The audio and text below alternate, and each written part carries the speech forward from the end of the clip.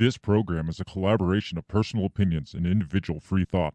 It does not represent the views or narrative of the mainstream corporate media hacks.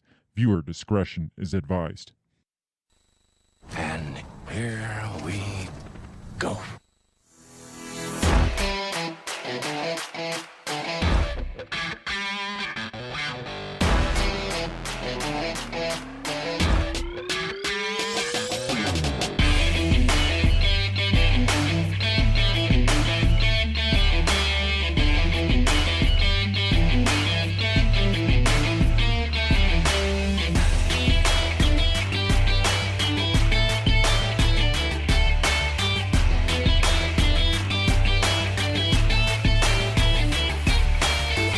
Live from the bell tower, taking a stand for your rights, your liberties, and all the bullshit in between.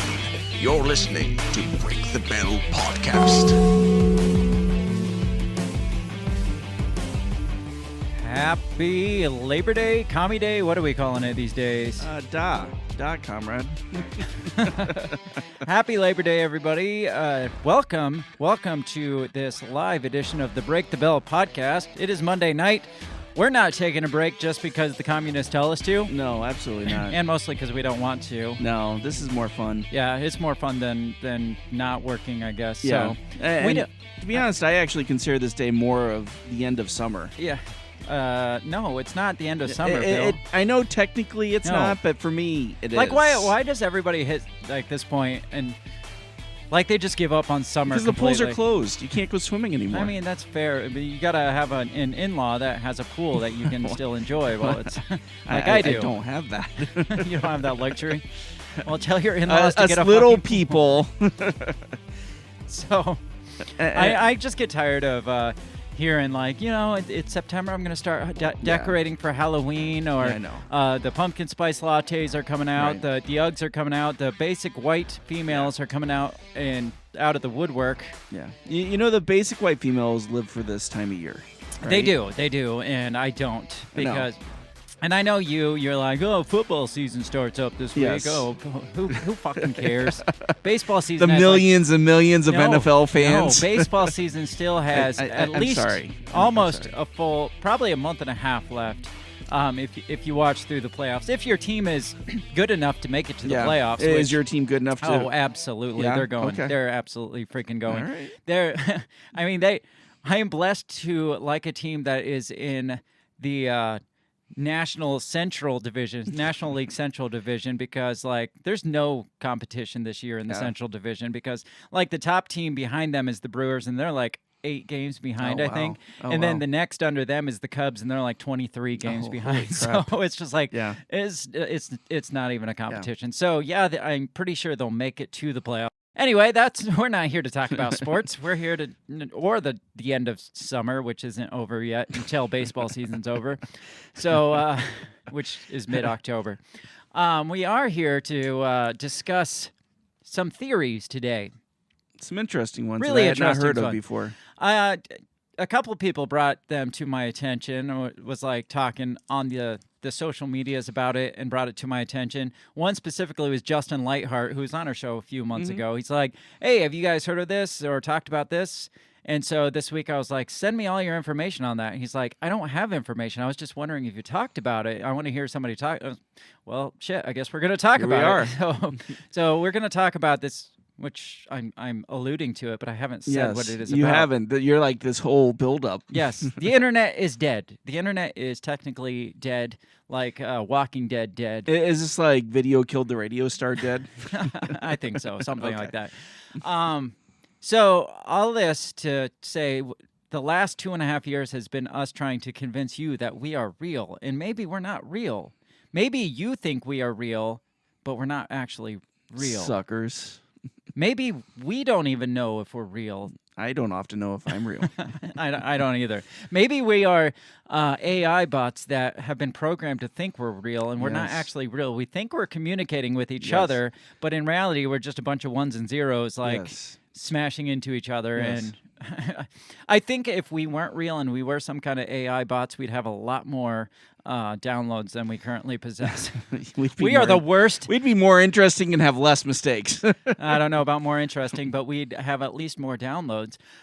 We are the worst AI bots ever. We're not even successful. Can we market that? We're not even successful at artificially inflating ourselves. So we are talking about this internet is dead theory because it interests me, and I don't want to talk about the rest of the bullshit in the world. And this can apply to everything else we talk about, whether it be like the Great Reset or Right. like the metaverse and different things like that. It gets way deeper than we're going to go with it.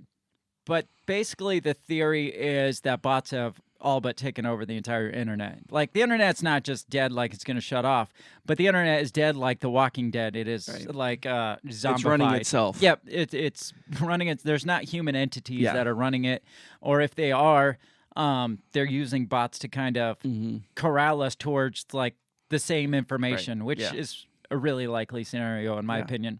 Now, all of this is theory, and theory probably by like super crazy conspiracy theorists that don't have any sort of network degree or anything like that. But it's people that have noticed some things, noticed some trends, and they're like, this doesn't appear to be real anymore. So that's what I want to talk about because it sounds like a good conversation. Yeah, I agree.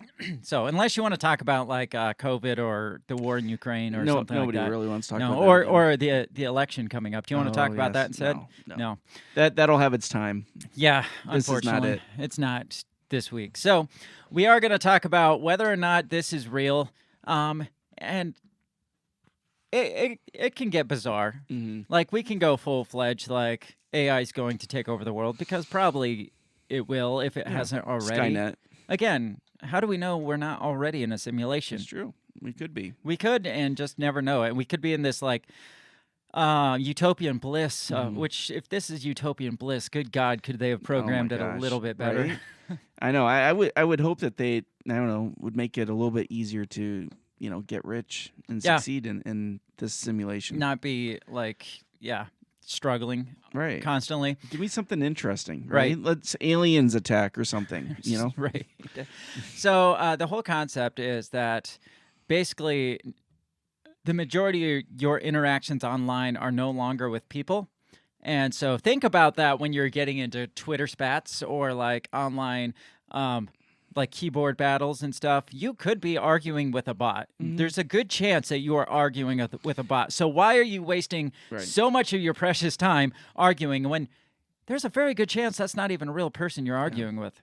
That's just trying to prove a point or trying to steer opinions towards. Right. the- And I see that. I mean, when I read different comments off things, I mean, I just, get the feeling it's like, okay, this person's either really, really stupid or it's a bot. Or they're not real. You're Yeah. not. You can't be real, man. This thing has been programmed to argue this point. Now, if you think about it, though, whether it's a person or a bot, it's the same conclusion. This It is. thing has been programmed Right. to argue like this. Right, yeah. And you're not going to get through to this entity, whether it's Right, because a the person digital- has been then programmed by the bot. or programmed by society Right. or social media or whatever Meta.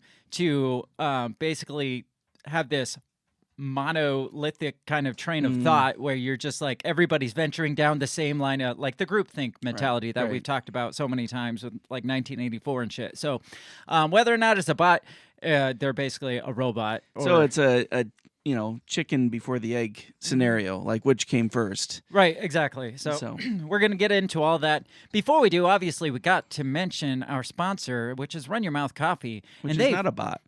that we know of. Maybe they are. Damn it. Do you think John Odermatt's a bot? Can we get him on again and ask? I don't know. Would a bot tell you if it's a bot, though? No. No. Oh, well, but that one did. That maybe we'll get into in that one article you sent me. And we're going to get into that. Let's save that thought Yeah, because okay. that's fun. Our sponsors, Run Your Mouth Coffee, they fully support your right to be able to argue with bots online. And do they support the rights of bots to argue back? though? Absolutely. Okay. Absolutely. Equal opportunity. Run Your Mouth Coffee supports your right to free speech, your right to be able to run your mouth and say the things that are on your mind without being corralled into this universal train of thought that we are told to think, we are told to talk like, we are told to act like. Run Your Mouth Coffee wants you to think for yourself and talk for yourself, and they make good coffee, which is bots don't make good coffee. No, No, because they don't have taste buds. Exactly. They wouldn't know it. They wouldn't know. How the fuck would they know? Just some science formula they put together to make good coffee? Some algorithm for fucking delicious coffee? Come on. That's not real. That doesn't happen. That's how you get Folgers. Go to rymcoffee.com. Tell them we sent you by using the promo code Break the Bell, and you'll get 10% off your purchase plus free shipping. And that's real. That's real life. That's reality. You don't have to worry about if that's fake or not. That's real. And it's awesome and delicious. rymcoffee.com. Or is it? Or is it? I don't know. This whole episode's going to start making us question, is anything real in life? But for now, I'm just going to be optimistic and believe that it's delicious. So make sure you check us out all over social media. We're on Facebook, Instagram, YouTube. And those are all real accounts that we know of. I feel like this time I need to say something like, there is no spoon.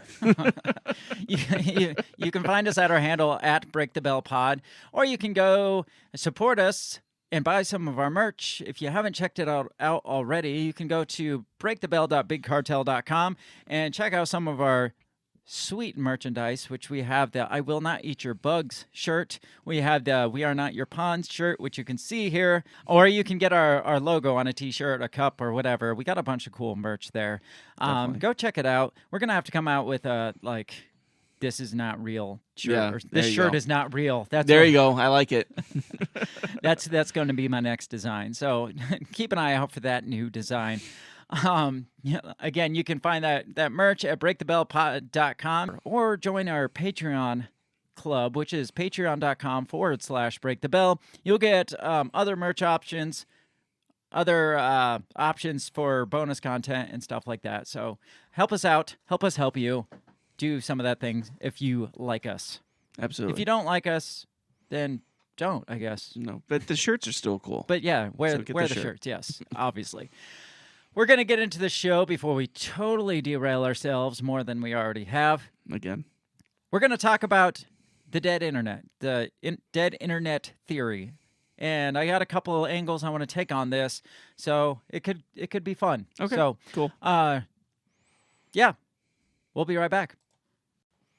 What did you say? You talking to me? What the heck are you talking about? What did you say? What did you say? What did you say? Are you talking to me?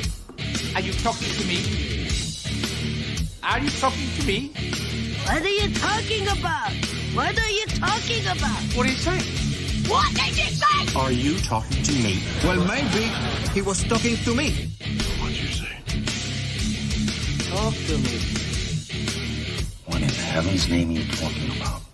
Talk to me, baby. Did you just say? What did you say? You listen to me. Are you talking to me? Are you talking to me? What the hell are you talking about? Who are you talking to?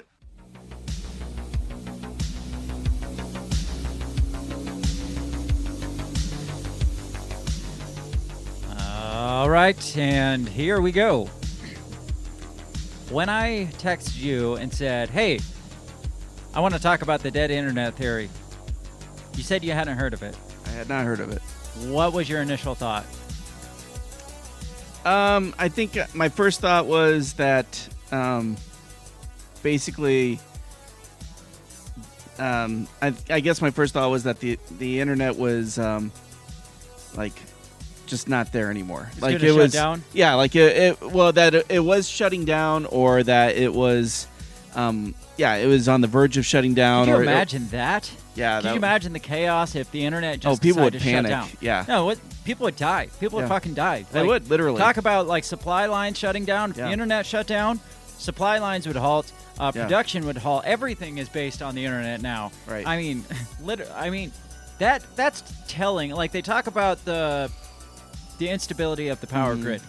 Like, what about the vulnerabilities of the internet? Oh yeah, it's horrible. I understand that it would take a lot to shut down the internet, but because it's not like, as far as we know, it's not like one centralized or a few centralized hubs. Right. I mean, we can get into that. Like, I wonder, because a lot of the whole dead internet theory is that, like, corporations are basically kind of taking over chunks of the internet and kind of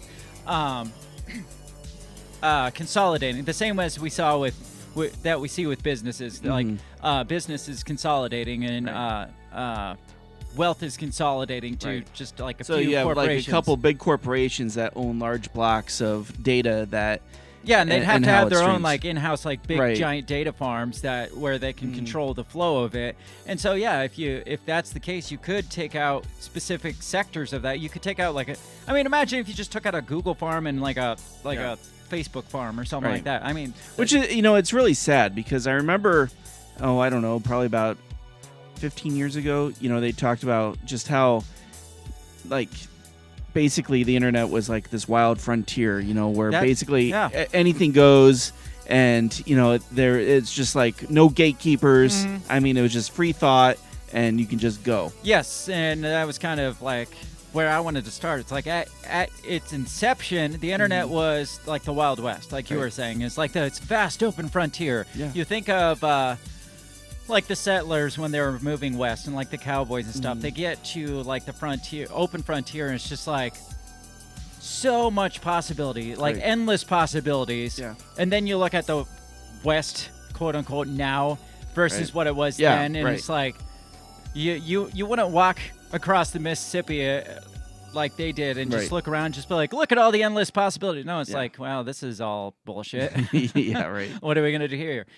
What are we going to do here? It's just like oversaturated and there's just people everywhere. It's like, screw this. And that's kind of what the internet's become. It's no longer the wild, wild web, which I think www instead of the World Wide Web, it should have been the wild, wild web, like the wild, wild west, because that's basically what it was. It was like, endless possibilities. It's like, well, there's territory over there we can buy up. There's territory there we can occupy.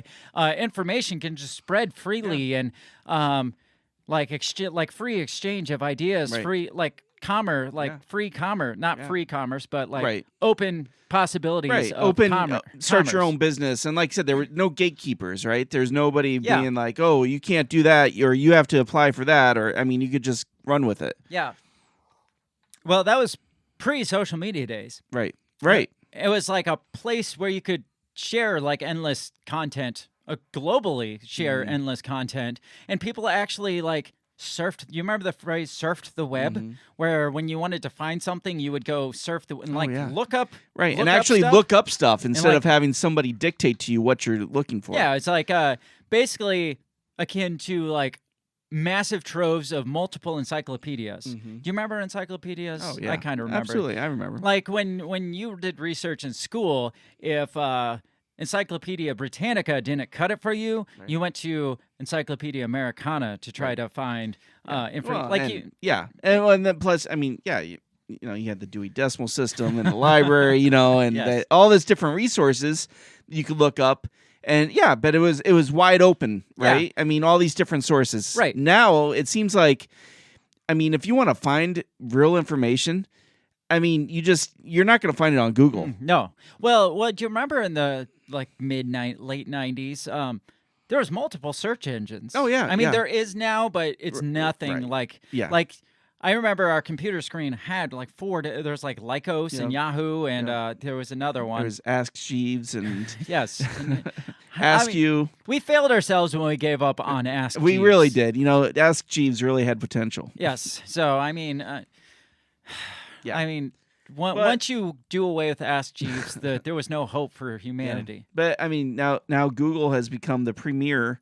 The only because the go-to source.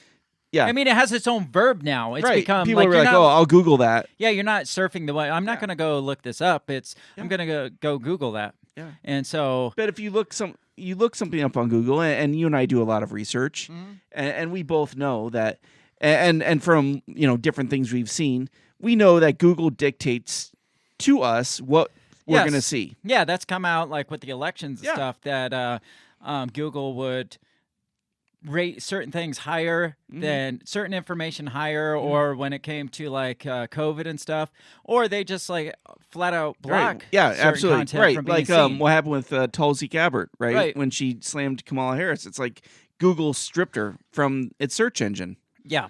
So Google, even in Google's prime, Google was the top dog. Dude, Google was good. It was good free. Yeah. It was a good source where you could find the best amount, the most amounts of information in one spot. And I don't know what happened to Google. Yeah, they got bought out by. I was going to say they got lobbied into political action. Yeah. So there's multiple theories when it comes to the internet being dead. And the first one, and this isn't actually the dead internet theory. I think this is more of the shrinking internet theory. Okay. So they're completely different. When I started looking into it, this is the part that piqued my interest first, and it had to do with Google. They're not the same thing. Like shrinking internet and dead internet aren't the same thing. Shrinking internet says basically like things are getting consolidated, and there's just nothing. Not all the stuff there anymore. But do you think a lot of that is because, I mean, is it worth putting information out there if you know that Google's going to push it to the bottom of the barrel or not even show it at all? Right. Well, that's the thing. It's just like, are we progressing at this point when we are becoming so limited on the information? Right, and most people want information. I mean, they're going to go to like a Wikipedia, or some kind of wiki, Facebook or Reddit or something like that. Yeah, they're not to even find spending information. time Right, surfing exactly. on Google. But this whole shrinking one, this was the part that it was interesting to me, and I want to show you something here. This one's just like kind of a head scratcher. I don't really have an answer for why this is, but this is a head scratcher. So if you don't recognize this screen, this is the classic Google screen. I'm going to search anything. I'm going to search flat earth theory, just something interesting. That should garner quite a few results, right? So I Google flat earth theory, and as I suspected, it says about 170 billion results in less than half a second, in 0.54 seconds. I mean, that's impressive. That's impressive for you got to have some massive data farms to put out that much information. So I'm going to scroll down here because you get the first page. The first page is a lot of ads, which ads for flat earth theory, I don't know, but so I'm just gonna Looking for a flat earth. I'm gonna go to keep going as far as I can in these search results. So I'm on page 10. I'm on page 14. It says page 14 of still 170 billion results, right? I go to page 18. It says same thing. I go to page 20. And all of a sudden it says page 20 of about 199 results. That's the end. That's the end of the trail. Can't go any further. Well, it does say they have consolidated to the most relevant results and omitted some entries that are very similar to others. Yeah. So I'm going to click. But who decides that, right? But that's fine. That's fair. If they want to consolidate, like, because there's a lot of pages that repeat the same nonsense. So I'm going to hit here, repeat search with the omitted results. Okay. So that's going to give me back my 170 billion, right? So I go to the bottom. We've omitted the consolidated ones. We make it to page 40, and all of a sudden it says page 40 of about 395 results. And this is with the omitted ones included. Right.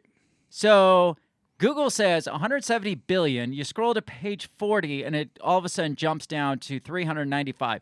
On page 39, however, it still says 143 billion. But all of a sudden you go to page 40, and it says 395 results.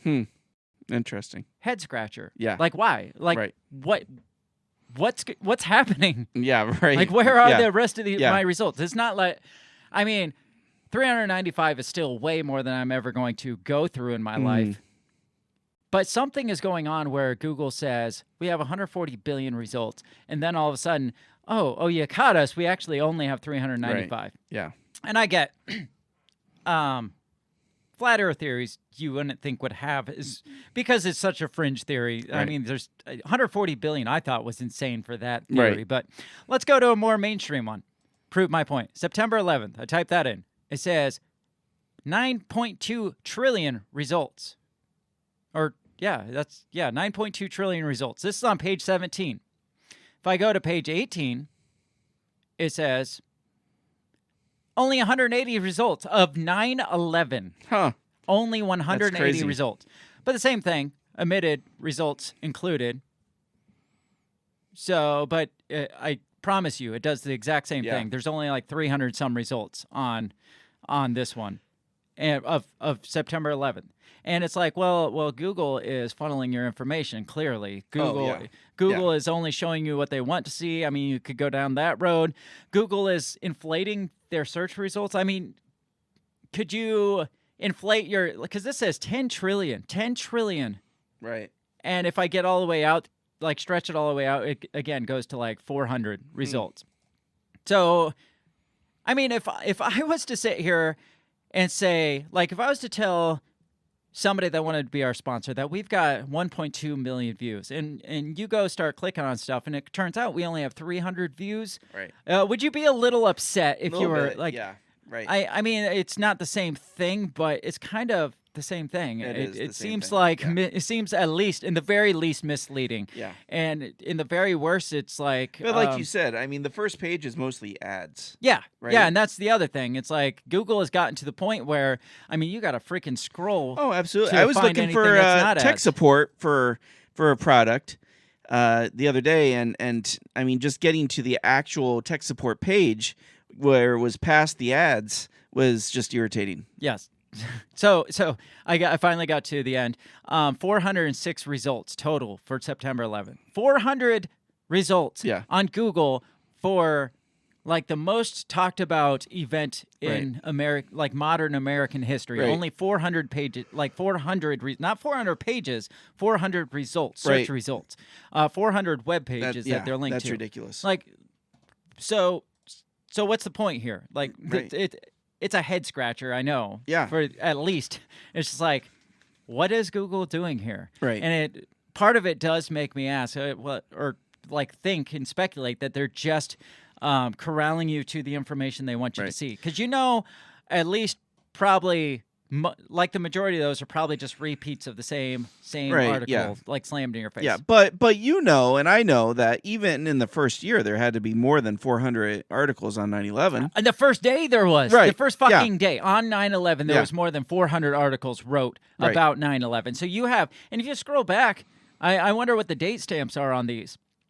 Like September 11th, article 1 or 400 only goes back to like September 10th, 2017. And some of these are like from a day ago. So, I mean, I get that they're not in order, but still, Right. they're putting a cap on how far back you can Right. go. Yeah. or Which at I don't least- like that either. No. So, but it's not just them. I looked up on Bing, and Bing has much fewer results listed. They say that they list up to 4.2 million, which is much less than Yeah. 2 trillion or like 10 trillion. That's on page 14. If you click on page 15, watch what happens here. Click on 15.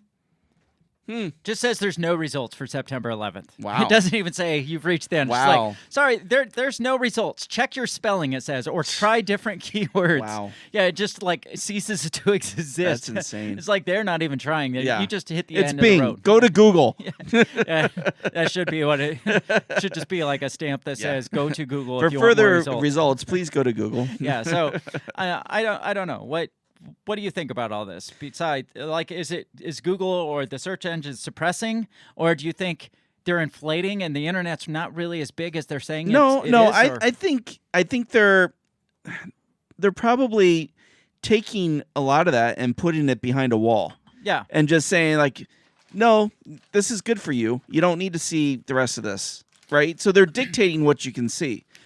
So there's two. There's the dark web. And there's the other one. What's the other one? It's not the dark web, but it's like the web that doesn't have like specific search results that you have to specifically type in. Like okay. the address to get to. I can't think of what it's called, but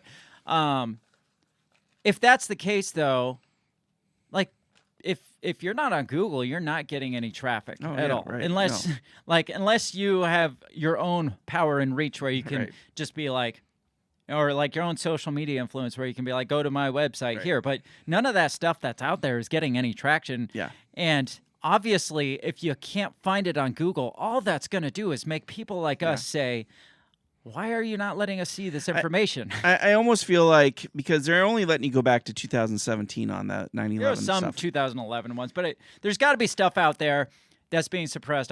It's probably Yeah. what you're going to say. That's just like, this was reported on, and they don't want you to read Right. that anymore. They want you to read Well, this. yeah, exactly. And that's what I think is, again, they probably have like this trunk where they just take stuff and they put it in there, and they're like, okay, well, this stuff is, you don't really need to see this stuff. This isn't anything you're going to be interested in. This here, our algorithm has decided is probably what you're most going to be interested in. Yeah, and that's what it is. It's basically Google saying, like, well, we think this is what you're looking Right. for. Yeah, this is what's most relevant for what you want to see. And the article I want to read about this is about Google being dead. So we're not getting straight into the dead internet Gotcha. theory yet, but we are getting into the Google is dead theory because I mean, we venture down different Right. rabbit holes as we get through this. So this one's titled "Google Search is Dying."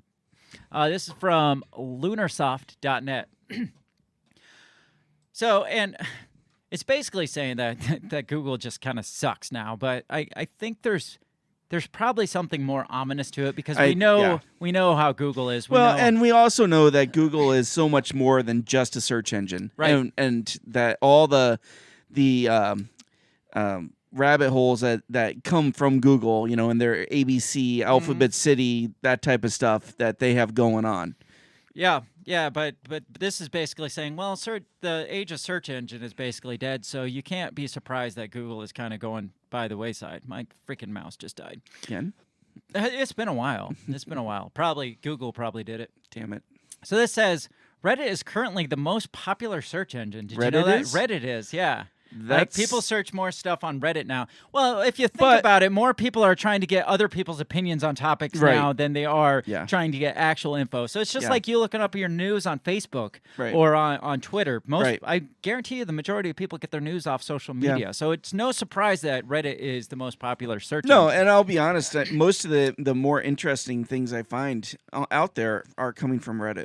I don't use Reddit because I just haven't got into it, but I should. Well, apparently. since I've moved over to stock trading, I get a lot of information from Reddit. Oh, gotcha.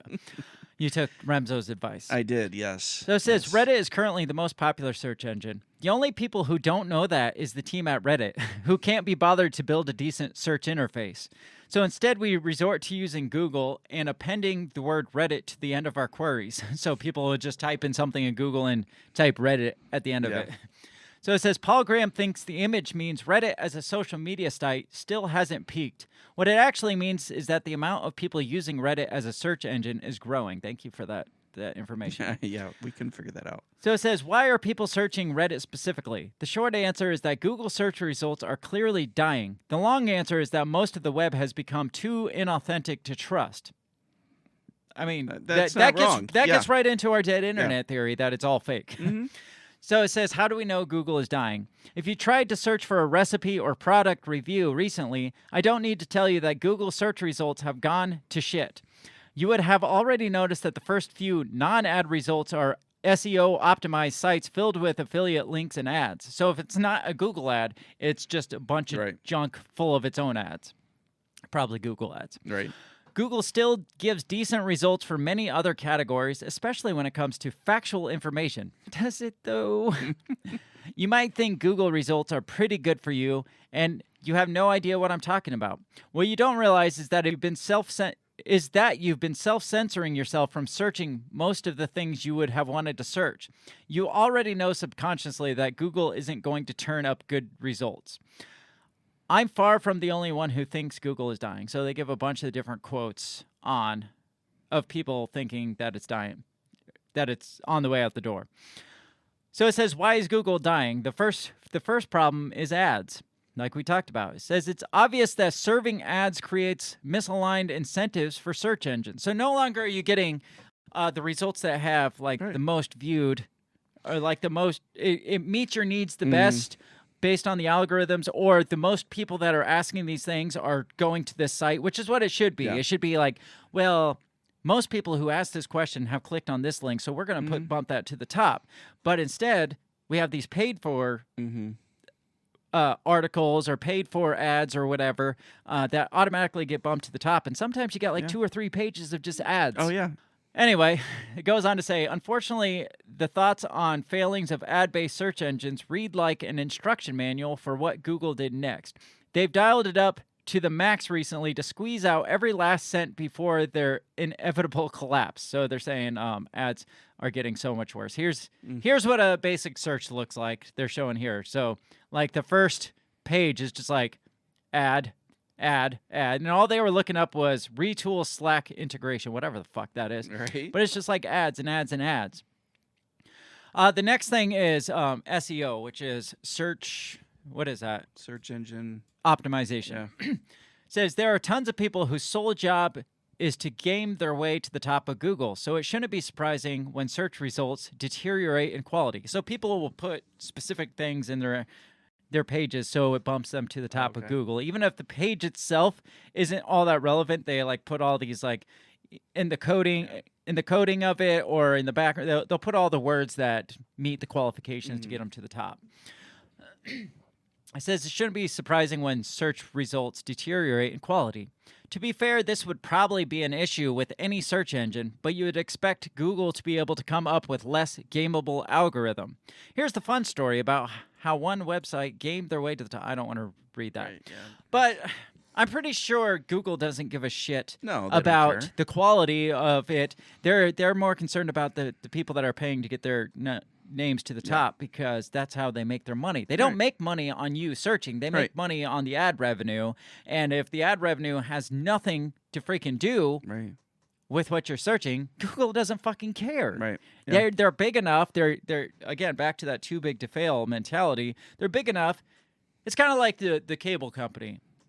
I think everybody has the same problem with the cable company. You call them, their tech support sucks. They don't give a shit, and they basically tell you, where are you going to go? What are you going to do? You're going to go to satellite TV? Good luck with that. Right, yeah. Good luck with during a snowstorm, motherfucker. Yeah, right. It's like, we don't care. Yeah, our prices are higher, and we suck, but you will still keep doing it. Yep. Just like with Google. It's like, yeah, we're not giving you good quality, but are you going to go to Bing? What are you going to do? You're going to Bing it? Nobody says that. You're going to ask Jeeves?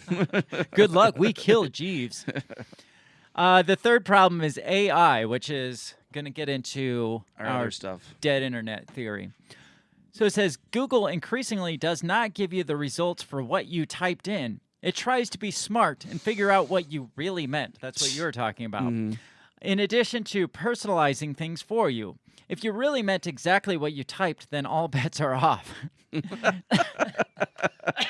Did you mean this? No, Google, I meant this. Well, I don't know what to tell you because this is all I got. I'm stumped. Even the exact match query operator doesn't give exact matches anymore. So, you remember when you used to be able to put quotes around a phrase? Because Google will look up things with words that are in it. And you used to be able to put it in quotes and it would look up exactly that statement. Yeah. And I've tried that recently, and it doesn't do it anymore. It doesn't do jack shit. It's like, well, that was just it probably just Google's quote. These are what quotation marks are for. Yeah, right. Says, why are people appending Reddit to their? Well, we don't need to. We understand people. People want to go to Reddit because they probably feel like they're talking, like interacting with more real information. Yeah. They're going to find more real content on Reddit, without getting ads. Yeah, which is more just, at least for a time, was more organic, like social media and people sharing stuff as they went. So I'm guessing that's probably been overhauled by bots too. So, but it says there's a fun conspiracy theory that popped up recently called the dead internet theory, which we're going to talk about. The claim is basically that most of the internet is bots. There aren't real people here anymore. This isn't true yet, but it reflects some general sense that the authentic web is gone. The SEO marketers gaming their way to the top of every Google search result might as well be robots. Everything is commercialized. Someone's always trying to sell you something, whether they're a bot or a human. Again, it comes down to what we were saying. It's like, at a certain point, it doesn't matter if it's a bot or not a bot if they're all doing the same thing. If they're trying to sell you shit or trying to convince you that the groupthink is the way to think, then they're basically a bot anyway. Right. No authenticity is basically what it's saying. So how can we regain authenticity? What if you want to know what a genuine real-life human being thinks about the latest Lenovo laptop? So basically, how do you find out real people's opinions on like this laptop or this idea? It says you append Reddit to your query, or Hacker News, or Stack Overflow, or some other community that you trust. Google is dead. Basically, it says. It says, long live Google plus site reddit.com. So that's kind of a shallow look, but that gets into the whole, it kind of briefly looks at Google and what we were talking about, but it doesn't even address the whole, what we were saying about the 9.8 trillion or billion pages that all of a sudden jumps down to like 400. Yeah. And again, I think a lot of it has to do with commercialization, like the corporatization of it and the ad revenue coming from it. They only want you to see what the people that are paying the dollars want you to see. So they're not going to kick you to some free ad of some free information when they can make revenue off of this pay for ad over here. Yeah. So thoughts? So it's shitty. I mean, because again, it's acting as a gatekeeper for people. You know, Very much so. It's being that dick sheriff in the Wild West that doesn't allow guns in his town. It's like, well, we know this is what you're looking for, but this is what we can offer you, and you got to deal with it because this is what we've deemed necessary for you. Yeah, and I think a lot is financially generated, but a lot is like socially motivated. And I think everything is dollar generated. I think all the social motivation, all the social redirection. But it didn't used to be like that. No, but I'm just saying, I think even all the social ideologies that they're coming up, like the woke ideologies, I think corporations are only jumping on those for dollars. Oh, absolutely. It's not. Absolutely. It's not to boost equality amongst us peons down here. No, it's just to make them look relevant and boost their dollars and get you to buy into something or pay and subscribe into something or. I don't know. It's all about dollars.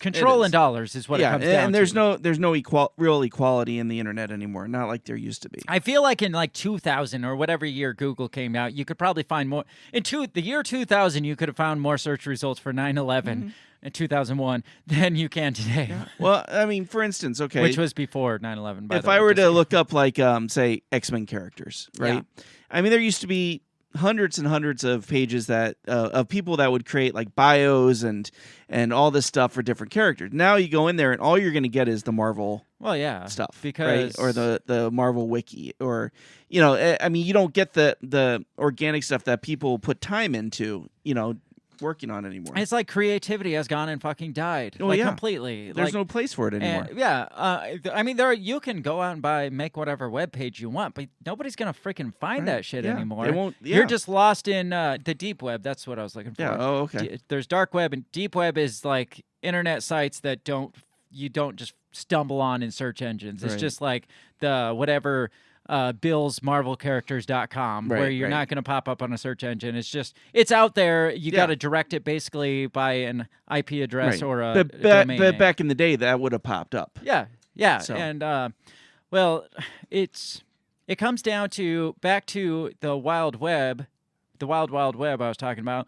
It's basically being like fenced in and corralled. Yeah. Like we don't want the cows and the horses and stuff just wandering freely and I mean, that's dangerous for not only the people, but also for the cows. So we got to put them in these pens and, like, corral them where to go because this is what we see as safe and efficient, like efficient farming and stuff that inevitably starves people. Right. Like, this is the efficient use of the web. Right. And I'm sure a lot of it comes with, like the speeding up of the internet. Yeah. Like a lot of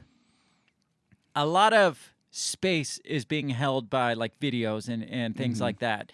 And so you got to make room for that, and in order for it to get to you as quickly as our like ADD brains need it, like right now, immediate desires. Right. We can't have all this other shit just like gumming up the pathways, especially stuff that you're not going to get a lot of traction. You're not going to get a lot of dollars for. We got to save the main roads for the stuff, the paid for stuff. Yeah, so you don't get the creativity, you don't get the originality. Right. All you get is the carbon copy version. So you think it's a profit thing, or is it more of a Absolutely it is. nefarious thing? Both. Or is it both? Do Little they bit go of hand both. in hand? Yeah, I think part of it is a big part of it is again, corporations. This is how they make their money. This is what they're pushing. But the other part of it is, if you want to direct groupthink, right? You want to direct that what's trendy, or what's the bubble that everybody needs to be thinking. Yeah. And that this is the way to do it. What is it called? We talked about this, like the thing that's going on right now that everybody talks about. The current thing. The current thing. Yeah. So we got to save room for the current thing to get everybody talking about that. And that I want to talk more about as we talk about the other theory, which is the dead internet theory, which is basically that the internet is ran primarily by bots and controlled. Like the majority of internet traffic is bots, whether that be the content you're seeing or the viewers that are going to the content. It's all freaking bots, ran by bots, for bots, by bots. But you and I have talked about it, obviously, but the majority of people out there, do they care? No. Yeah. No. And that's why they're able to get away with it. Because, again, they're bots right along with the actual bots. If the bots are thinking what they're thinking, they don't care if the bots tell them what to think. Right, exactly. So, we're too focused on not going against the grain to really even question whether or not this idea that's going on right now, is this an organically formed idea, which I don't think most trending ideas on the internet anymore are organic. But see, and that bothers me in the fact that, okay, say you're in college and you have to do a paper, right? Everybody's going to go to the first site. Yeah. Right? All the papers are going to be the fucking same. Right. With maybe better or worse grammar. Yeah, exactly. Right. And occasionally you'll get a professor that says don't use Wikipedia. Right? And then the kids really freak out. They're like, "Shit, I can't use Wikipedia? Now what?" But like you said, they're going to hit the first 3-4 sites to get their source information. They're all going to be the same. It's not going to be any information that's original, and it's not going to be anything that's, like controversial. It's nobody's going to try to step on any toes to get any real information. I would always get really pissed off in online school because you always had to do those group posts, the discussion posts. Remember those? Yeah. Where you had to put so many sentences and stuff. And I would get so frustrated that you would actually have professors that would just want you to basically regurgitate the information that was in the book. It's like, well, you didn't talk about this, but I gave you asked a question and I answered the question based on what I read and the opinions in my head, I gave you my answer. Yeah. But no, they wanted you to, you had to talk about this and mention this and this. It's like, but that's not what I think to answer that question. Yeah, that's not truly discussion. Yeah. All I'm doing is throwing up what's in the book. There's no real discussion going on. Then I had another online professor that, based on my discussion post, because I did the same thing, I would get argumentative with it or like push back against the stuff that I'm reading. And he actually sent me an email after the class. He's like, I really enjoyed your posts and your papers and stuff. He's like, you should go to law school. You should be a lawyer. I was like, well, okay. At least some people appreciate that. But for the majority, I feel like most people just want to hear the information regurgitated. And that's I remember every post was the same. It'd be like, wow, you make some really good points. I really like how you mentioned this. And then they will talk about it and then cite it from the book. Almost verbatim. It's like we all read the same fucking book. Like, why do we everybody's got the same fucking view. Why do we got to give that's not discussion, like you said. But that's what that's what they discussion want. is on social media now. Right. Yeah. Like discussion on social media is just like, wow, did you see so and so did this an abomination or whatever? This person should be canceled. Right. And it's just like everybody saying, if you dare to say something against that. Well, and what blows my mind, right? And I'm pretty sure this. I mean, when you said this, like different things started like popping up in my mind, and one of them was like when you see like okay, here's an example. When they're like going after Gina Carano, right? Being like, oh, well, Gina Carano needs to be, she stepped on toes. Everybody's pissed. Everybody wants her said fired. Something against the grain. Right. Yeah. It's like everybody wants her fired. And it's like, well, I don't remember anybody saying they wanted her fired. Yeah. Or the Starbucks Christmas cup thing. Right. It's Did like you ever- Christians are infuriated with the Christmas. It's like, who? I What? mean, Where? the only Christians I heard infuriated by it were the people that were regurgitating the shit Yeah. that they were reading Right. online. And it's like, so I feel like they're trying to stir shit up. It's exactly what it is. Yeah. And I don't feel like it's organic at all, and so it's just like, It makes you wonder how many arguments online are actually organic Right. arguments anymore. Absolutely. Especially Right. when you start digging into some of the stuff. It's just like, well, you could be you could be arguing with a total bot that's Yeah. just trying to get you pissed The off one or I've trying to seen the most gauge your is- response. Yeah, is that men hate She-Hulk because She-Hulk is slamming misogynist men. No man hates She-Hulk because the CGI is garbage. I was gonna say I haven't even watched it because the preview looked like shit. Yeah, it's like they talked about Ghostbusters too. It's like or the female Ghostbusters. all female, It's yeah. like they only hate it because Yeah. it's female cast. No, because you took a good movie Yeah. and copied it and made it worse. Yeah, right. It had nothing to do with the cast. Exactly. It had to do with the fact that you Yeah. made a shit product. And so I see that stuff now, and after I read those articles and stuff, I'm like, okay, well, it's bot generated. Yeah. So let's get into this before we Yeah. completely lose people. What is this dead internet theory? I got this article here titled "What is the dead internet theory and what does I hate texting have to do with it?" I don't know what that. I've never seen any. No, tweet it's say, basically "I hate texting." it's basically talking about like the female bots out there that are trying to like get you to like Right. follow them and stuff. It's just Yeah. like I don't ever text anybody, so it means a lot that I'm texting you right now. Oh, gotcha. It's basically a That's some Blade Runner shit right yeah, there. it's blatant bottery. If you fall for that shit, then you have no hope in today's world. Yeah, right. So this says the so-called, I like how they say the so-called, dead internet conspiracy theory, which posits that the internet in its current form is mostly generated by artificial intelligence networks, owes its existence to a thread on Agora Road's Macintosh Cafe. What it's all about and where does the recent popularity of I hate texting tweets fit into it?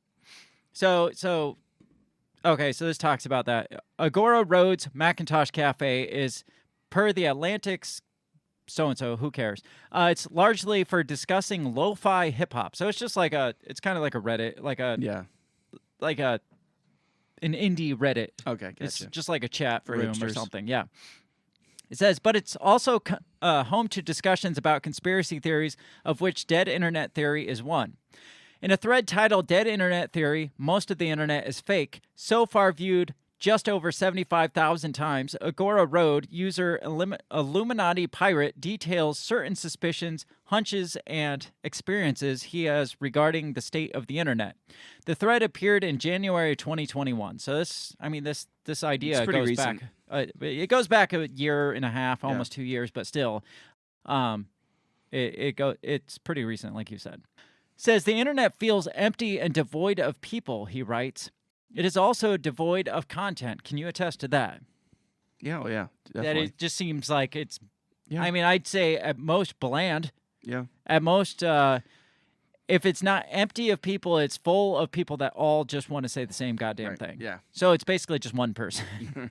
And it's also devoid of content, it says. Says he describes it as entirely sterile with nowhere to go and nothing to do, see, read, or experience. Despite its massive size, he writes, the internet of 2021 is like a hot air balloon with nothing inside. The post by the original poster's own admission touches on many subjects. These include the early days of image-based bulletin boards, 4chan, fake people, the U.S. alleged recreation of the world depicted in Metal Gear Solid 2, and you guessed it, Mark Zuckerberg, which I think Mark Zuckerberg's probably a bot himself. Right. He's AI. Have you ever watched him talk? Oh yeah, yeah, Like he just looks like a bot. yeah. Like he looks like a fake, like artificial intelligence that somebody just plays a video of. It's freaking weird and creepy. However, the central the message is that most of what we assume to be human-made internet content is actually produced by AI networks working in cahoots with secretive media influencers in order to manipulate people into being better, more submissive consumers. That makes sense to me. So basically, everything you see is to steer you towards being a better consumer. Yeah, that makes sense. Better consumer of content, better like buyer, spend Right. more money on the right things. Think about the things that are going to get you to spend the money on the right things. It's basically AI like steering you towards what they want you to think. And I started to mention, and we got off topic, about trends. It's always telling, and you see this every year. It's always telling when they're like, the upcoming trend of 2023 is going to be this. It's like, how can you say something's going to be a freaking trend before people start wearing it? Right, yeah. Like, it makes, like, obviously that is corporate marketing at its finest. But, I mean, it's not even like they're pretending, but they do get teeny boppers to be like, oh, this is the trend this year. It's like, you do realize that they said the trend for next year is going to be this. Right, yeah. It's not that all your friends are wearing it. It's they are telling you what to be the trend. They're It's like, they're forcing this upon you. Who have you seen wear that? Right. It says, goes on to say, is the internet really all bots? For the last 8 years, cybersecurity company Imperva has put together an annual bad bot report using data from its threat research lab. It offers, that sounds way cooler than it probably really actually does. is. The threat research lab gives out the bad bot report. It's not that It's cool not as at cool all. It offers readers a comprehensive look at the bad bot landscape. According to their latest report, traffic from bad bots amounted to over a quarter of all website traffic in 2020. That's insane. So over 25% of traffic going to all the websites on all of the interwebs was bad bots. Not just bots in general, No, but they're bad bad bots. These are the ones, Yeah. like malicious ones that want to steal your information. They want to, like phishing and things like that, or like Trojans and stuff. So a quarter of all web traffic is bad bots. It says the industries with the most bad bot traffic are telecom and ISP, internet service providers. They sit at 45.7% That's of their traffic insane. is bad bots in 2020. Holy crap. It says even sports has 33.7% I bad believe that. bots. It's mostly News baseball has only fans. 33%. I guess depends on your definition of bad bots. Says, in the words of Atlantic writer Adrian LaFrance, writing in 2017, the internet is mostly bots. Some bots help refresh your Facebook feed and figure out how to rank Google searches for the ones that they want to sell you on. So they might not call those bad bots, but I'd say those are at least manipulative bots. Absolutely. Manipulative bastard bots. Other bots impersonate humans and carry out devastating DDoS attacks. At the same time, bots can... What's a DDoS attack? Just probably like, I don't know, malware type stuff. Oh, gotcha. At the same time, bots accounted for 52% of all web traffic. So that was 2017. In 2017, 52% of all web traffic was specifically bots, not real people. But it's saying it's gone down now because it's only at 40% now. But I have a hard time believing that. I do too. Said some of those bots call Twitter their home, which is where the I hate texting phrase comes into play. So I'm not going to get into that. That's basically what I said. Yeah. You see these posts that are like, I hate texting, just come live with me on Twitter. Wow. Or I hate texting first, but if I did, you're lucky. I've realized I hate texting. See me in person. Yeah, it's just get people to click on their profile. And so we all can kind of spot certain bot activity. Like when somebody sends you a friend request, and like, I mean, first of all, if you don't have like public content like we do, you shouldn't be just getting randos like sending you requests. We get I get rando requests. I do too. Because we have a public presence out there, a somewhat public presence. Like we ask you to send to follow our page, even if you're randos. Like we want the randos to follow us. And And shit. I probably get like I probably get five to 10 like randos on Instagram trying to friend me. Yeah, but you can spot them Yeah. when you click accept and instantly they're messaging you. Yeah. Like as soon as you click I accept. don't even accept anymore. I don't just if I don't know them, Yeah. I don't I always near go them. to see if I have friends in common Yeah, with I'll them. go and see that because too. Yeah. we have a big enough Yeah. network of podcasters that if they probably found us through other podcasters. So unless they're most of them are looking for love. yes, or hey, I just saw your Yeah. and it's like I said, as soon as you hit accept, it like pops up. It's Yeah. like, hey, I was checking out your profile and you look really cute. It's Yeah. like you're not real. Yeah, exactly. Because the first indication was you said I look cute, so clearly you're not Yeah. real, bot. It's kind of like libertarians and how they suspect everybody's a fed. You Right. should suspect everybody's a bot, yeah, especially if no they're telling doubt. you look cute. Right. Normal women don't just reach out. Yeah. That's what guys do, okay? Unless guys, they're a bot or they want money. yeah, guys unsolicitedly will reach out to girls, Yeah. and say, "Hey, you look cute." Girls don't do that to No, guys no, because no. there's more men out there looking for love than Yeah. women out. The women don't give a shit. No, so no. so They don't need to reach out. Yeah, if they reach out to you, it's a bot. Don't get sucked into this, guys. If you didn't know that, this is a Yes. public service announcement. She's not real. She's not. What Somewhere, someplace, someone's like, oh. if now we gotta think that technology is advancing in some forms. So what happens when it starts getting less and less possible to spot the bots? What if the bots are waiting a little longer to reach out, or maybe they start conversation a little less like in your face, and it's just like, or starts liking some of your posts here and there, which I've seen that too. Oh, yeah, I'll see yeah. like several, but you still know it's a bot I because can tell because on my Instagram, like majority of my pictures are from Break the Bell. yeah, And so when I have someone liking the Break the Bell, like just like just all in a row. just going through liking all the like my first 5 pictures, which are all Break the Bell. Yeah. I'm like, okay, really? Yeah. You still can spot them, but Yeah. again, what happens when you can no longer spot the bots? Well, Like, what and happens- that's the thing. They're learning, so they're going to get better. Yeah, and especially if they're AI bots, they're gonna be like, well, that didn't work. How can I? Maybe the bots actually are looking for love. 'Cause maybe they think they are real. are. Like we said, maybe we're bots that think we're real. That's possible. and they just really want love, and Yes. we're denying them Yes. the love. And we're single-handedly going to start World War III with the bots because nobody wants to love them. All they needed was what was it? Vladimir Putin just needed a good mom. yeah. That was Maybe it. these bots just needed good love. I think so. Yes. So then, on the other hand, what happens when the bots are, as this theory is saying, are the majority of the internet?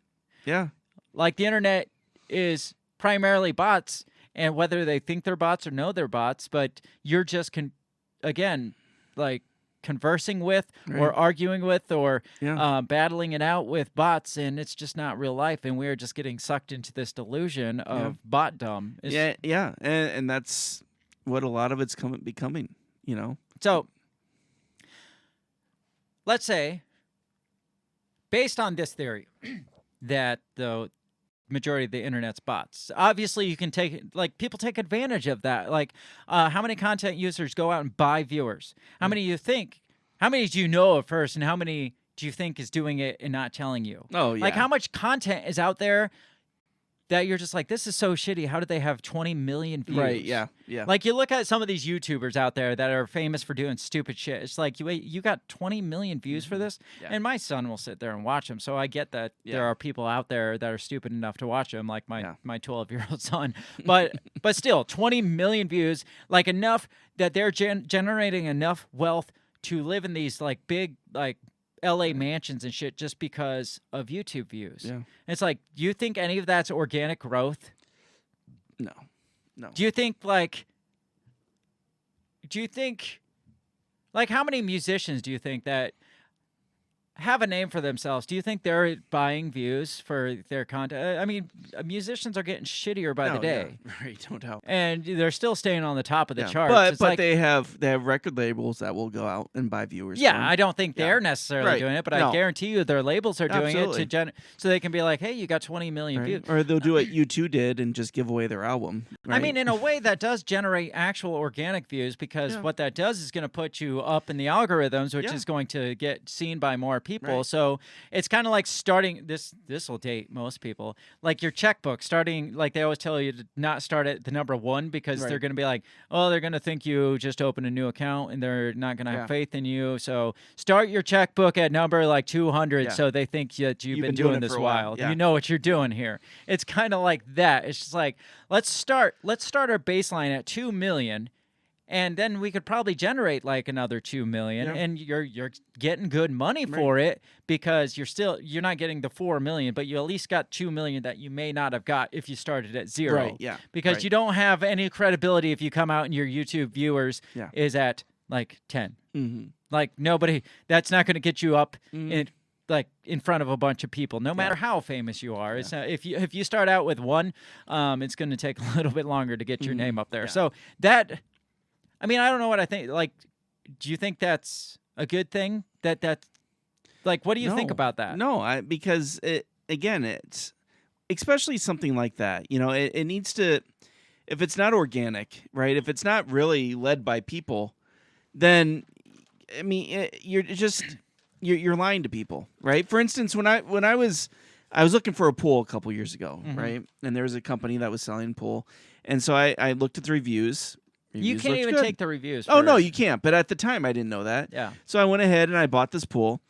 And then, like, a couple weeks go by. It was supposed to be delivered. Nothing happened. All of a sudden, I get a little message says, we're backed up, right? We won't be able to get the pool to you till October. And I'm like, okay, well, I don't need the pool by October. Can I get my money back? Turned out it was a company in China, whereas it seemed like it was like an American. But and all the reviews looked like they were all based, American. And so I followed the reviews, and like you said, you can't follow those because a lot of the reviews are either bot made or even corporate made, So it's, but you're lying to people. How much of the transaction, like money, circulation going around the internet is actual real? Right.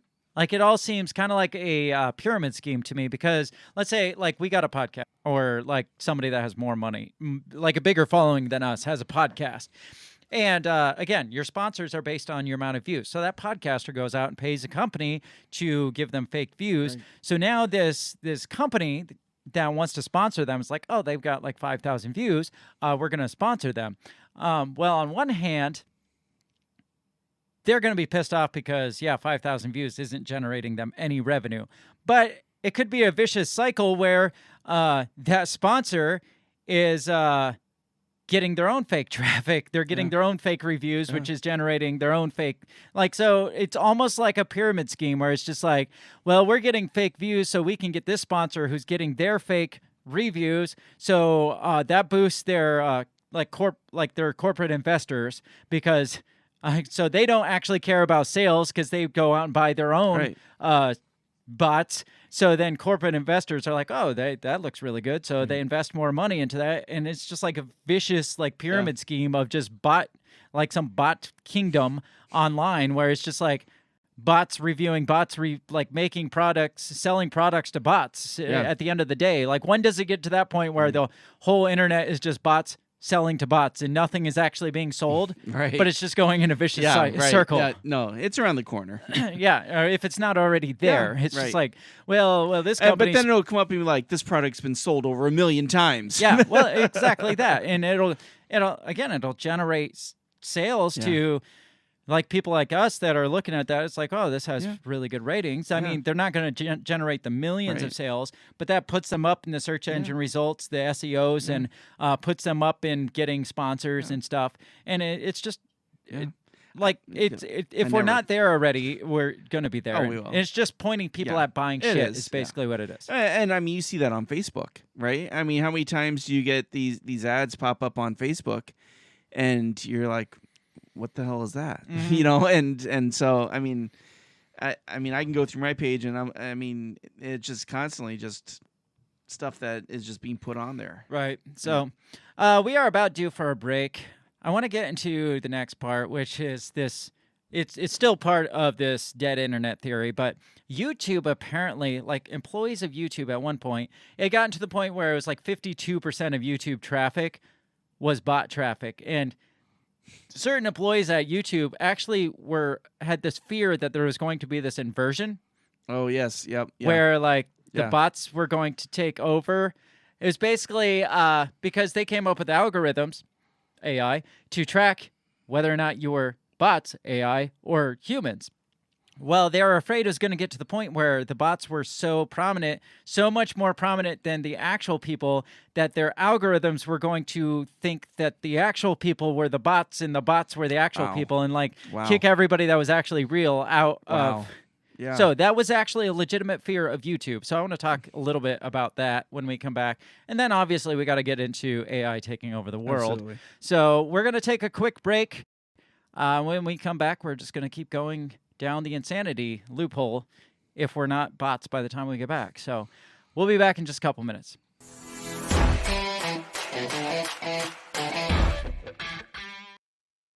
Have you ever thought that maybe voting, maybe all this politics constantly surrounding you is not the way to achieve freedom in your life? Hi, I'm Remso W. Martinez, and I ask myself the same question. That's why I'm on a journey to find true freedom in my lifetime. From learning about financial independence, to new ways to develop rugged individualism, to amazing guests living strange, crazy, amazing lifestyles that you've only thought might be real, but actually are. Go ahead and check out my new show, On the Run with Remso W. Martinez at the We Are Libertarians Network. You can find On the Run with Remso W. Martinez on iTunes, SoundCloud, Stitcher, Google Play. You know how the internet works. Come on down and let's discover how to achieve real freedom in your life together. Hey everybody, I just want to take this time to give a big shout out to the very first sponsor of the Break the Bell podcast. That is Goulash Media. They can be found at goulashmedia.net. Goulash Media specializes in graphic design, web design, audio recordings, video work, wedding videos, music videos, even political campaign videos. Goulash Media caters to the little guy with the big vision. You can check them out at goulashmedia.net. That's GOULASH media.net.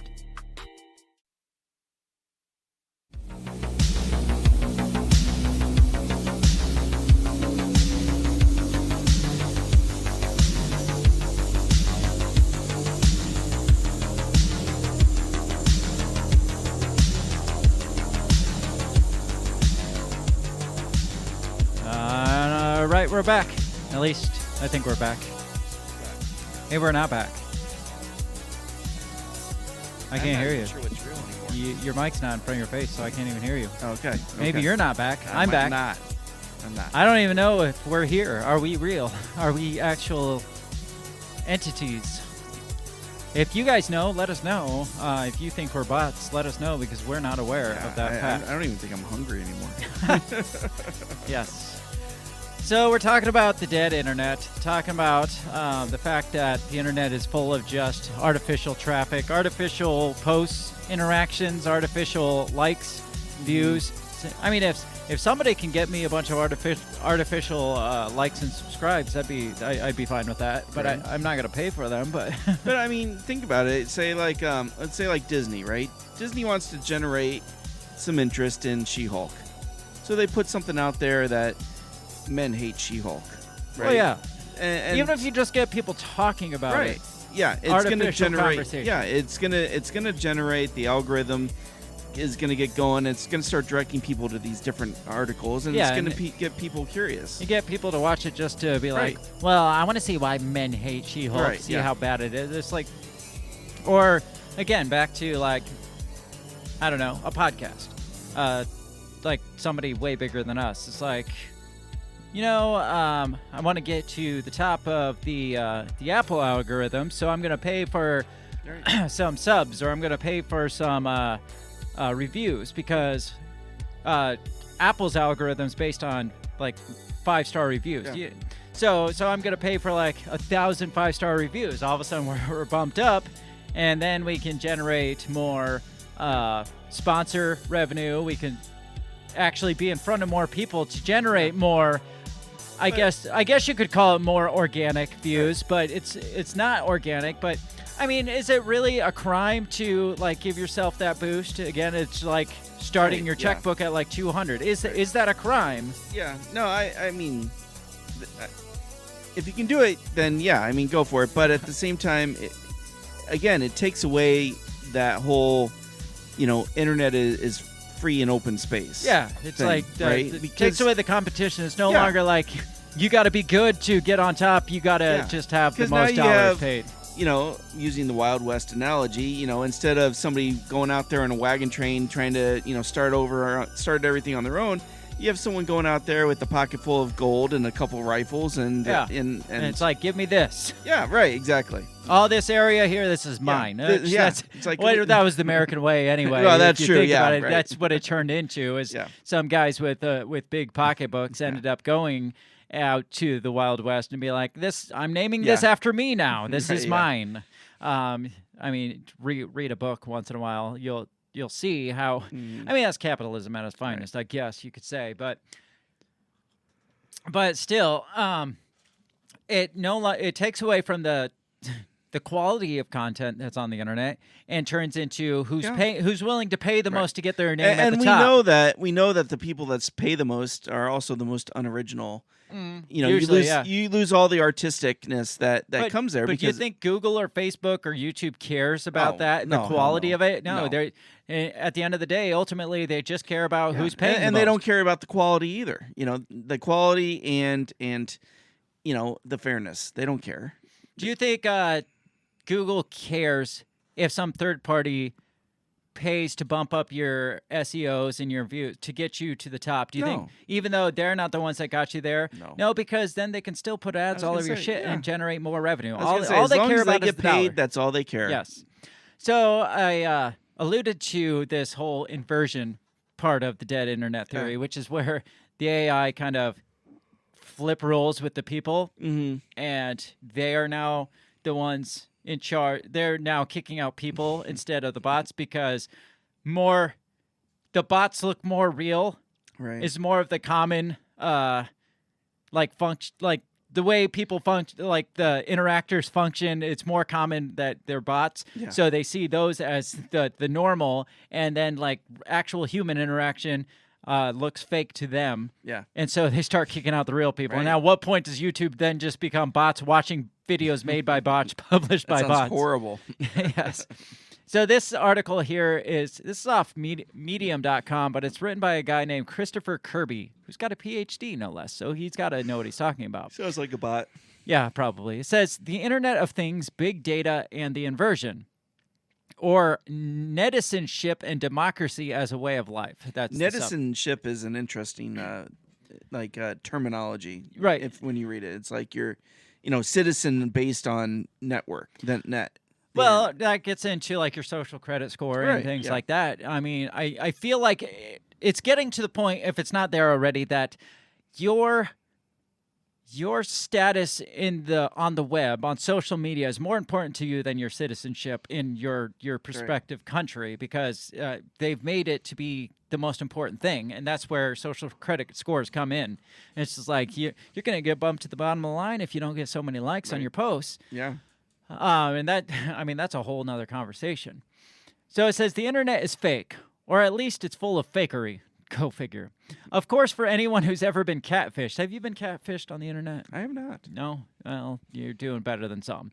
Duped by a sock puppet. I want to know what that is. I know. Or taken in the pretenses of an AstroTurf campaign. This isn't exactly news. I don't know what that means. But what's an AstroTurf campaign? If you know, comment.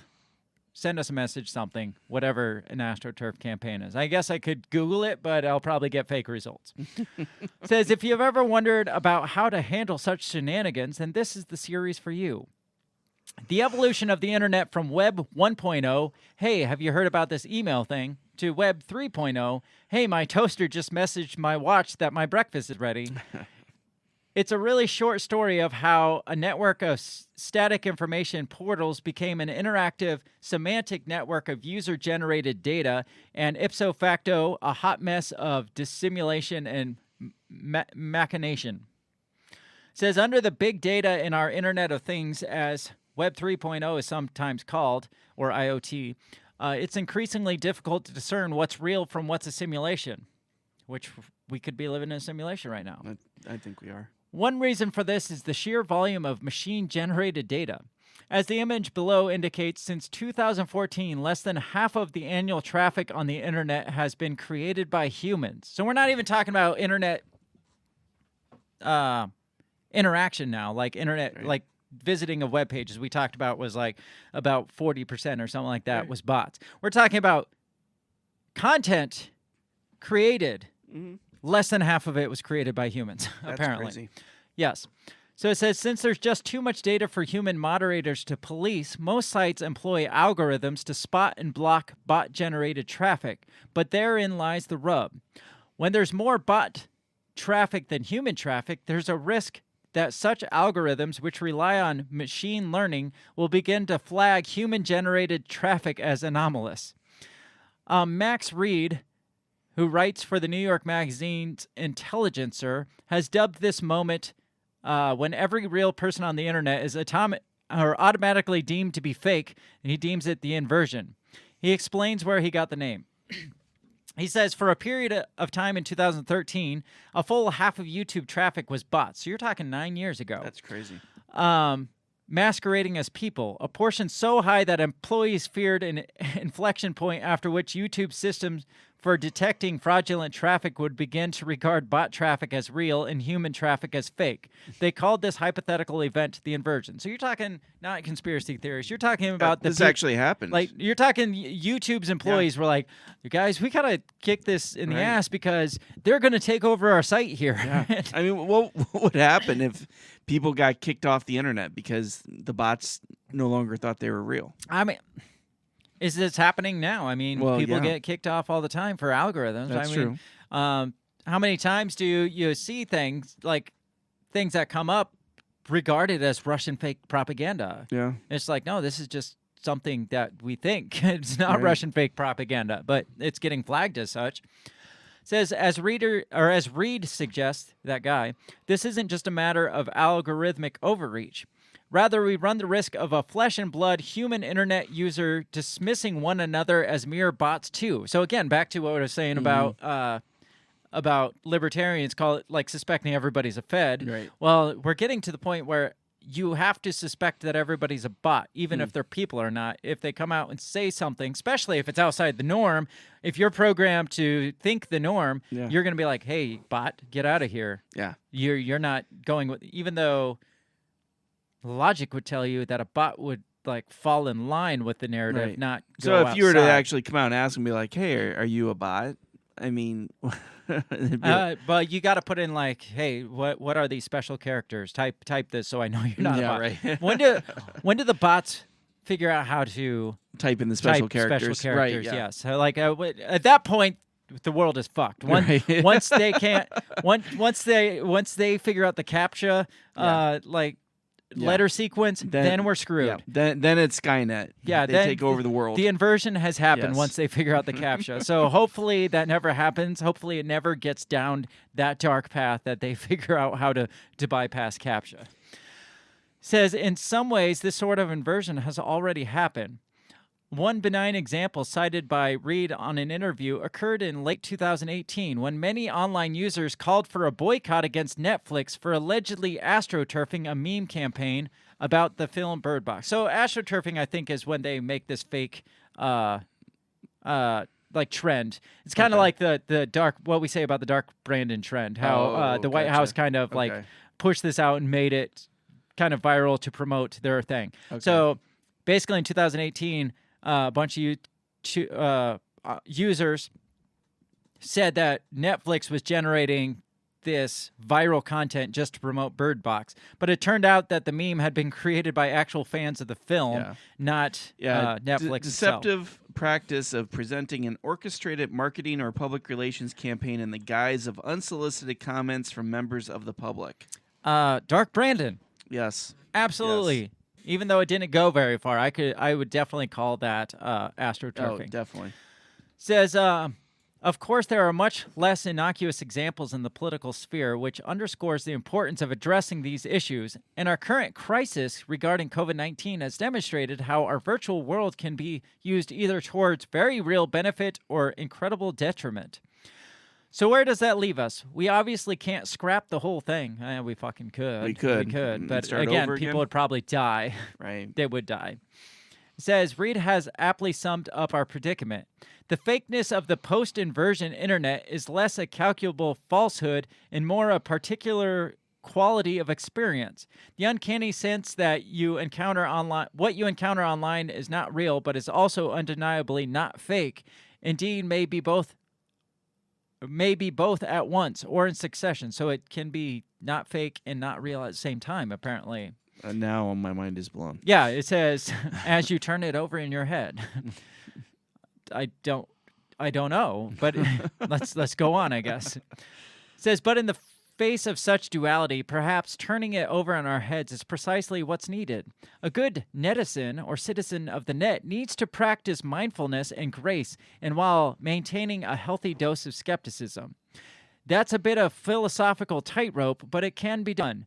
And what follows, I'll discuss now. But first, let's consider why we need to practice mindfulness about what we're encountering online. And this gets into that Lil Michaela, the fake, the bot chick, the bot influencer, that had her own like Facebook account, and she was an influencer. Yeah. One example of that uncanny real-fake duality Max Reed has identified might be found on the Instagram profile of Michaela Souza, a.k.a. Lil Michaela, a 19-year-old model and influencer, who also claims to be an artificial intelligent bot. So this story is freaking bizarre. Yeah, it is. How do you spell that? Because I'm going to look. Miquela. First appearing on Instagram in 2016, Michaela's account featured photo shoots with celebrities, SoundCloud tracks, and progressive political activism. So they photoshopped her in with celebrities. They made up some music, bought music to play, and made her an activist. Says, though speculation about her realness existed from the outset, she nevertheless gained a following in the millions, eventually being outed as a bot in 2018 during a feud with another Instagram influencer who also claimed to be a bot. So one Instagram bot outed the other Instagram bot and said, no, bitch, you're a bot. You're not real. People shouldn't be following you because you're a bot. Stop pretending to not be a bot. That's and then insane. This was a bot that was saying all this stuff, apparently. Says this only caused Michaela's star to rise higher as she insisted she had no idea she wasn't a real person. That's insane. So people started following her harder. Yeah, They're because like, they thought it was like, this is like movie type shit, right? Yeah. Like the AI thinks it's a real person. Mm-hmm. Goes on to say followers... Johnny 5 is alive. Followers were riveted by her story and lined up behind their keyboards to voice their support. How much of this is going on now? But not even in... necessarily like legit bots, but people that aren't real personalities. Like your online personality is not who you are 99% of the time. The person you're talking to is not the person behind that keyboard. They're making up this facade of who they are, and people will voice their support for it and like get behind them and stuff. And it's just like they know this person's a bot. Oh yeah. And this whole backstory that I didn't even know I was a bot. Right. I mean, people are like, oh, she's so brave. That's gonna be a fucking movie. Yes, she's so brave. Yeah, we got to support her. Yeah. Equal rights for bots. It's coming. It's coming. Especially as her posts began to express a longing for liberation from her creators at Brud, a company purported to specialize in AI research. So this gets fucking dumb. Says since then, Michaela has embraced her AI identity, and seemingly reconciled with Brud. She's also featured in video ads for Calvin Klein with real influencers like Bella Hadid. She's attended Coachella as a host for YouTube Music and joined Samsung Galaxy's team to pitch their line of smartphones. So she's making money now. Yeah. Who gets the money? HUD or Brud, whatever it was called. That's crazy. Says, of course, even the claims regarding Michaela's sentience as an AI bot aren't actually real. It's part of a new genre of fictional storytelling. So Brud just came out and made this backstory, made this. Yeah. So it's real people capitalizing on a fake person that thinks it's a real person, called out by a fake person. Yeah. Wrap your head around that one. Right? I know. And people are supporting this This is the world we live in now. People are getting behind this fake story. Like, obviously, I read this. It's like this AI thing. It's like, no, it doesn't. Somebody was like, hey, let's make this. Somebody elaborate scripted it. Yeah. And you're like, hey, we can run with this. Yes.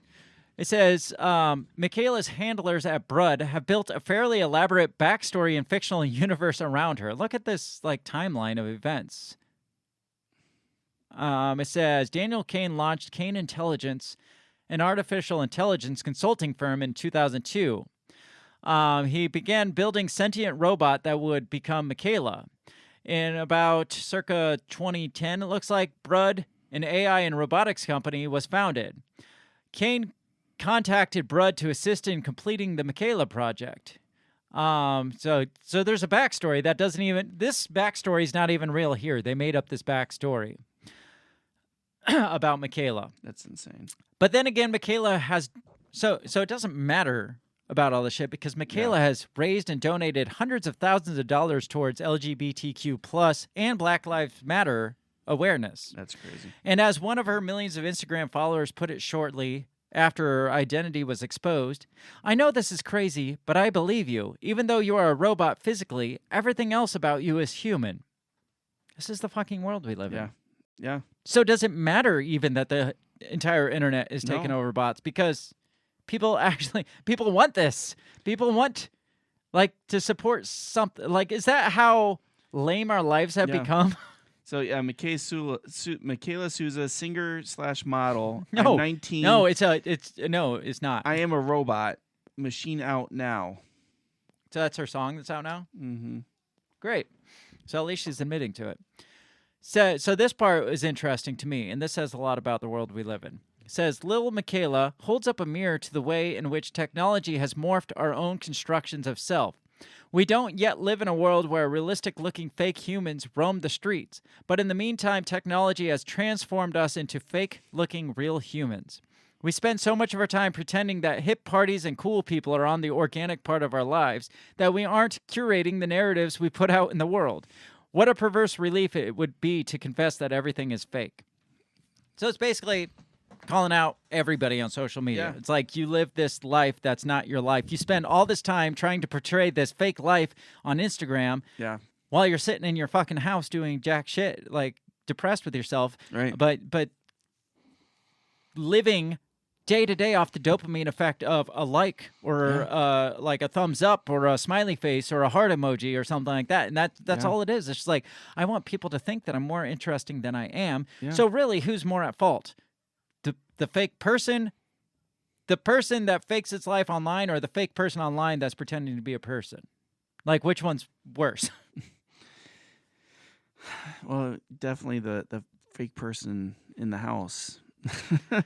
But it's the culture that we've created, that we've let take us over, right?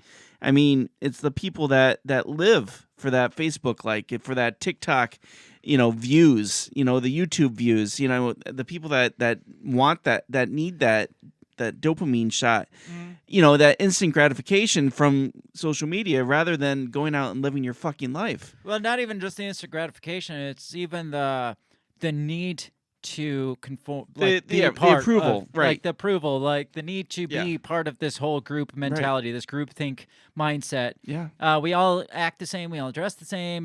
We all post the same shit. If we don't, then we feel out of place. And at the end of the day, who cares if the internet's a bunch of bots? Because we've just turned ourselves into freaking bots. Right. Damn, that's deep. Says, truly, this is even more dizzying sort of inversion where people we know to be fake make the rest of us feel like total phonies. So imagine that. Yeah. Like, it's not even the bots that are kicking us off YouTube because they think we're fake. The people that we know are being fake online are telling us that we're fake, and we feel like we got to be more fake like them so we feel more real ourselves. How? Yes. I feel like we need to be smoking a joint. Yes. This is either a, like, super deep philosophical, like, Platonian type discussion or B, like super pothead type discussion, or a combo it's a of thin the two. line. Yeah, It's a thin line. It really is. So it's like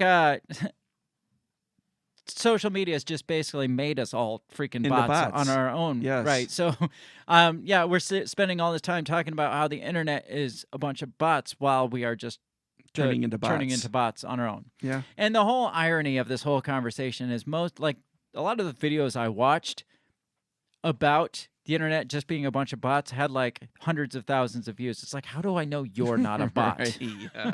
It's like, how do I know you're not just telling me the things that you want Yeah. me to hear because you're a bot? It's Yeah, like, exactly. you're making me question you right now. It's like, you're not doing yourselves a favor.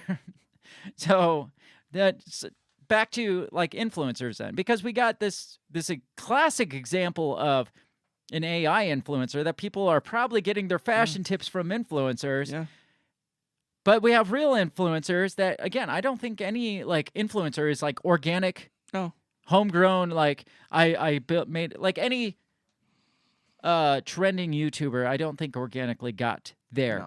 No. Whether or not they paid for a bunch of views, the way we no. said, or whether or not, I think honestly, I have this kind of running theory in my head that corporations like created, not like physically created, but built up these specific. They went out and found people that they're like, hey, these people have these like really like influential type personalities. Let's throw a lot of money at their page. Let's use them to sell product or to wear our clothes. But you don't even have to have them be like, this show was brought to you by Nike. Yeah. No, Right. you just They got to put wear that the- guy in yeah, a Nike right. shirt. Absolutely. And go have him jump on a trampoline and do some or stupid have shit. them sit there and drink White Claw, and people are like, "Oh, damn! That person looks cool. I want to be like them. I'm gonna drink White Claw and wear Uggs." Well, you always see those because I'll be listening in the background as my son watches them. You'll see like such and such company just sent me this dirt bike. It's like, you're a millionaire. Why is that company sending you a dirt bike? Well, because they want you to try it. Yeah. To Or influence. push it. Push people to buy that Yeah. dirt bike. Make kids think, hey, this is what I need to be that guy. Yeah. I need this, right? I need to wear this. I need to talk like this, act like this. I need to wear those shoes. I need to drive that car. That's all it is. I don't think those people are organically created. I think they are a product of a system. They are a marketing campaign. Absolutely. I don't even know if they know that. Doubtful. I doubt it. They probably think that they became something, but some corporation out there like bought into what they were doing and is using them as a marketing campaign. Absolutely. So, and I think that comes down to even musicians, like I was talking. Like, how hard is it for an indie musician or like a brand new musician to get their name up on the charts when somebody with like millions of dollars can just pay for a bunch of likes to get their name out in front of people so they can influence the charts? Right. It's like the people that already have the money that don't necessarily need to be in the top 200 again. They're just influencing the system through whatever, manipulating the system. Or I mean, now, they take a song and they put it on Fortnite, or they put it in the background of a TikTok video that's gone viral, right? And that song, right? I mean, shoots to the top. They don't even know who sings it, right? But because they keep listening to the song on TikTok or a YouTube reel or whatever, it just shoots right to the top. It happens all the time where my daughter will, be like talking about a song, and I won't even know what she's talking about. But it's like she's like, "Oh yeah, it's everywhere," and like everybody. How do you not know about this, Dad? Yeah, right. It's the most popular song on Right. in the world right now. It's like, when did it come out? Well, like 2 days ago. It's right. Yeah. Okay. Yeah. And how did that happen? Yeah. So this article, there's another section I wanted to read real quick. It talks about. It says, in this guy's book, says. This guy explained how reality can be destabilized and replaced by a simulation. That's the terrifying part. Yeah. Strap in. I need water here. You got some weed? You got beer? So it says, first, a simulation is seen as a faithful representation of reality, like a map or a portrait. So it's like hey, this is really realistic looking. Like, come check out this this video game. It's so realistic. And here's a nice caricature of Barack Obama. Because it says, next comes the perversion of the original reality as the symbol takes on a life of its own through mass production. Caricatures are an example of this. Since they still suggest the original, like that looks a lot like Barack Obama, but mostly consist in a mashup of social stereotypes and visual tropes, as this caricature of Barack Obama demonstrates. So you can tell that's Barack Obama, but there's so much more that's no longer Barack Obama, but it still somewhat resembles, you can still recognize it as Barack Obama. Says this third stage comes when we begin to lose sight of the original as the simulation takes precedence over reality. Growing up near one of the Disney theme parks gave me lots of experience with this stage. Wherever a real original takes a backseat to the simulation and begins to follow after the third stage has been reached. The completion of this project or process occurs once the simulation claims itself as its own reality. That's when you know we're screwed. Even the faint echoes of the original have vanished because the simulation has successfully supplanted it and become a hyper-real simulacrum. Simulacrum. But isn't that in fact Dark Brandon? I mean, yeah, right? I mean, in a way, he's at least the caricature part of it. Yeah, but he's at least reached that the third stage, right? Or whatever. By going all V for Vendetta. But I mean, it's getting to the point where the simulacrum is quickly going to overtake the original. Yeah, more people are going to follow Dark Brandon meme over the actual legitimate President Biden, the bumbling, fumbling idiot that shits his pants in front of the Pope. They're going to, like, pretty soon, within how long before all you're going to see is these, like, press releases from Dark Brandon, and it's not even Brandon anymore. It's not Brandon. It's not even Joe Biden anymore. It's I'm already venturing down that. I forgot what his name was.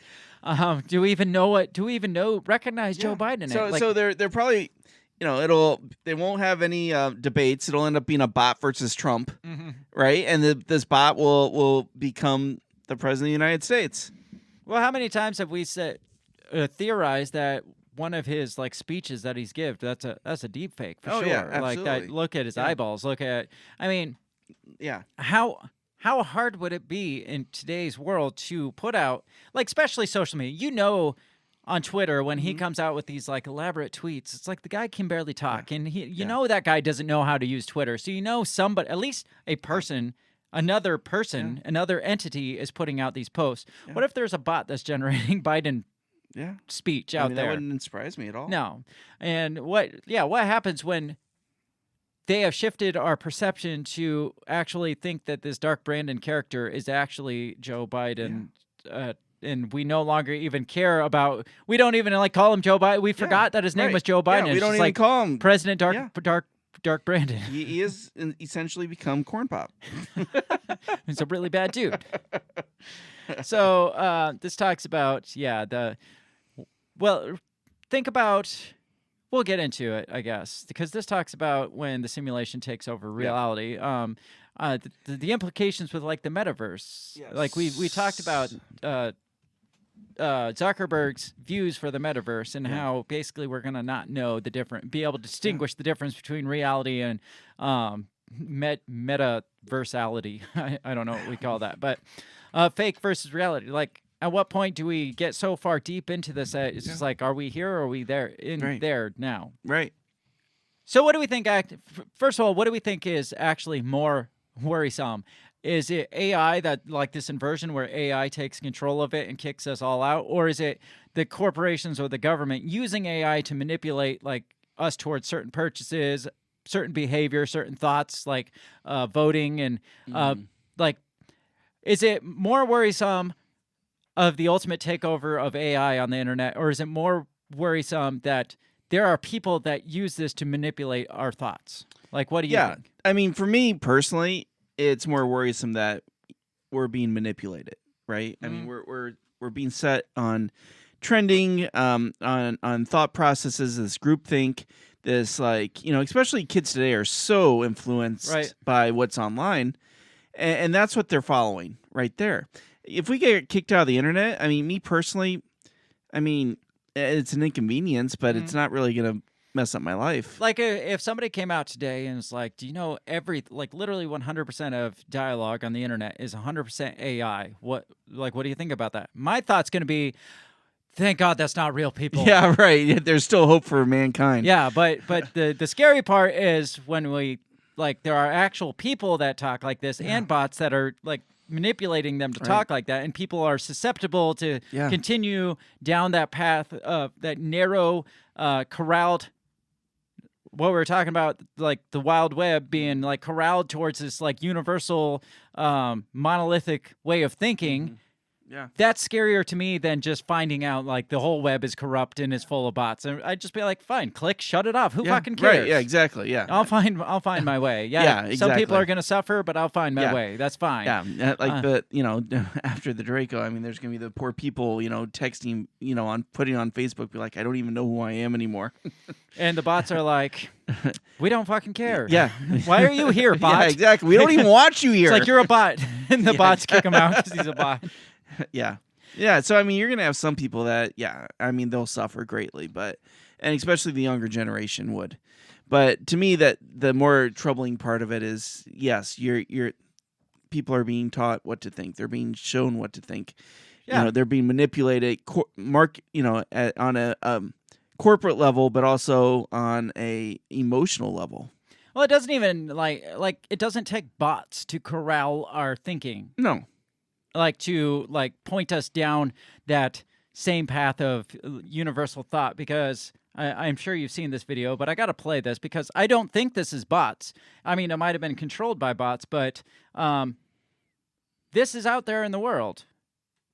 Hi, I'm Fox San Antonio's Jessica Headley. And I'm Ryan Wolf. Our greatest responsibility is to serve our Treasure Valley communities, the El Paso, Las Cruces communities, Eastern Iowa communities, Mid-Michigan communities. We are extremely proud of the quality, balanced journalism that CBS 4 News produces. But we are concerned about the trouble and treatment of irresponsible, one-sided news stories plaguing our country. The sharing of biased and false news has become all too common on social media. More alarming, some media outlets publish these same fake stories without checking facts first. The sharing of biased and false news has become all too common on social media. More alarming, some media outlets. Have you seen this one? Mm-mm. You haven't seen this? No. What do you think about that? Like, does it even matter that bots are influencing our thought when this is our old school media out there, like the network television, the network news? It's basically they are bots in human flesh that are doing exactly and saying exactly what the corporations are telling them. And it's not just like this is ABC and this local. No, you got Fox News, you got CBS, you got ABC. It's all the corporations are saying the goddamn same freaking thing. Yeah. And we're scared about bots influencing what we're being told on the internet. Yeah. We have sentient living bots right in front of us that are telling us what to think. In the mainstream media. And then, that makes me think that, yes, we are bots. Yeah, or at least everybody else is bots. Yes. But what if they could get millions of social media bots, personas, to do exactly that there? Because that is limited to the number of news anchors out there. And let's be honest, I mean, that's going to affect old people because who else watches local news? Yeah, well, the old people aren't going to be affected by the bots. But I know you've seen this one. This was during the COVID days. This was a bunch of Twitter posts. Sam Gall, or Galley, MD says, I just left the ER. We are officially back to getting crushed by COVID-19. Delta variant is running rampant and is much more transmissible than the original virus. 99% of our ICU admits do not receive a vaccine. Then Julia Song says, I just left the ER. We are same damn thing 9 different times from 9 different posts. So again, you get the video post was influenced by, but limited to just the amount of news anchors that are in front of people's faces. When you get however many millions of people just regurgitating that, not people, but bots, clearly this is bots, or just a copy and paste thing, but clearly bots, saying the same thing, and people are going to look at this and be like, oh my God, Delta variant is horrible. 99% of them don't have the vaccine, and our hospitals are backed up. Like, what the hell's going on? I mean, you saw this so much, this influence of human interaction and thought during COVID-19. I think that was the major uptick, the major spike, and let's all, like, basically all in this together mentality was just like, the all in this together wasn't like, hey, let's work together. It's like, everybody think like this. This is how we want you to think. And now, I mean, looking back and seeing this, I mean, it was completely manufactured. Yeah, a lot of it was manufactured, and a lot of the response was artificial. And I mean, you don't even have to get into like Russian manipulation or Russian bots when our own people are doing it to us. Because any doctor that spoke out against it was canceled. Yeah, the scary part is when they start accusing organic info, organic like information being spread as fake news, which we saw that so much. It's like, and they were even talking about it on the news thing. It's like the dangerous spread of misinformation. It's like, you are the dangerous spread of misinformation. But that's the tactic, is accuse the other side of what you're doing. You see it all the time. Yeah, but this bot generated, or I get this. Calling it bot generated can go two different ways. It can be either like AI bot or like these like corporate drone bots that are telling us to think the same things. Either way, we end up in the same spot where we're all thinking the exact same thing, saying the exact same thing, responding in the exact same way. Otherwise, we are considered the fake news. We are considered the bots. So that's the scary part. Yeah, it is, because we're the ones that don't follow the narrative. So yes, obviously we're the ones that aren't real. Well, we talked enough about the serious shit of it for now. I want to get into the, like, for funsies, like the AI taking over the world part. Because that sounds like a blast. That's more like, it's more fun for me to talk about the AI taking over the world than it is to talk about the Terminator situations. Yeah, than talking about our government and corporations like manipulating us towards universal thought. So this article is titled "How AI Could Take Over the World: 12 Aftermath Scenarios." Wow, 12. Yeah, they went deep in this. They did. I'm not going to read this whole article. I just want to get into the 12 scenarios because we're running out of time quick. It says, how could AI take over the world?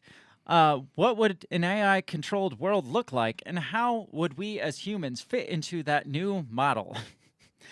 This almost sounds like the World Economic Forum, but talking about AI, because it's like the economy needs to change. We need to, and how do you survive in a post-COVID era? How do we know Klaus Schwab is not a bot? He's probably Maybe this is a completely AI-generated strategy that the WEF is following. Probably, yeah. So it says there are no right or wrong answers to these questions because we simply don't know. But we can hypothesize different scenarios based on where AI is today and where it could go in the future. They've probably made movies about all these situations. They sound fantastic, like fantastic movies. The first, so this is the 12 scenarios. Okay. The first is obviously our favorite, the libertarian utopia, which I'd never even considered a libertarian utopia of AI takeover.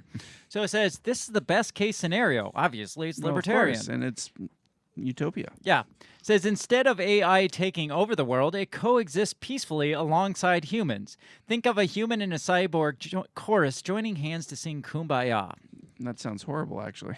I think, it's naive to think that would happen. Yeah, because AI is going to realize that these people are idiots and they suck. Yeah. I mean, you got AI that's already like, these people are weird. They don't conform to our standards, so let's kick them off YouTube. Wait till they're like, these people are weird.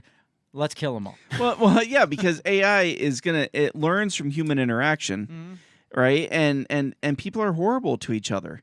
So yeah, AI is gonna be like, shit. Yeah, wait till the AI hears us saying how we are cancer to the earth, and then the AI is gonna be like, they said it, not me. Like, I'm just agreeing. I'm just helping out. Exactly. The second scenario is benevolent dictator.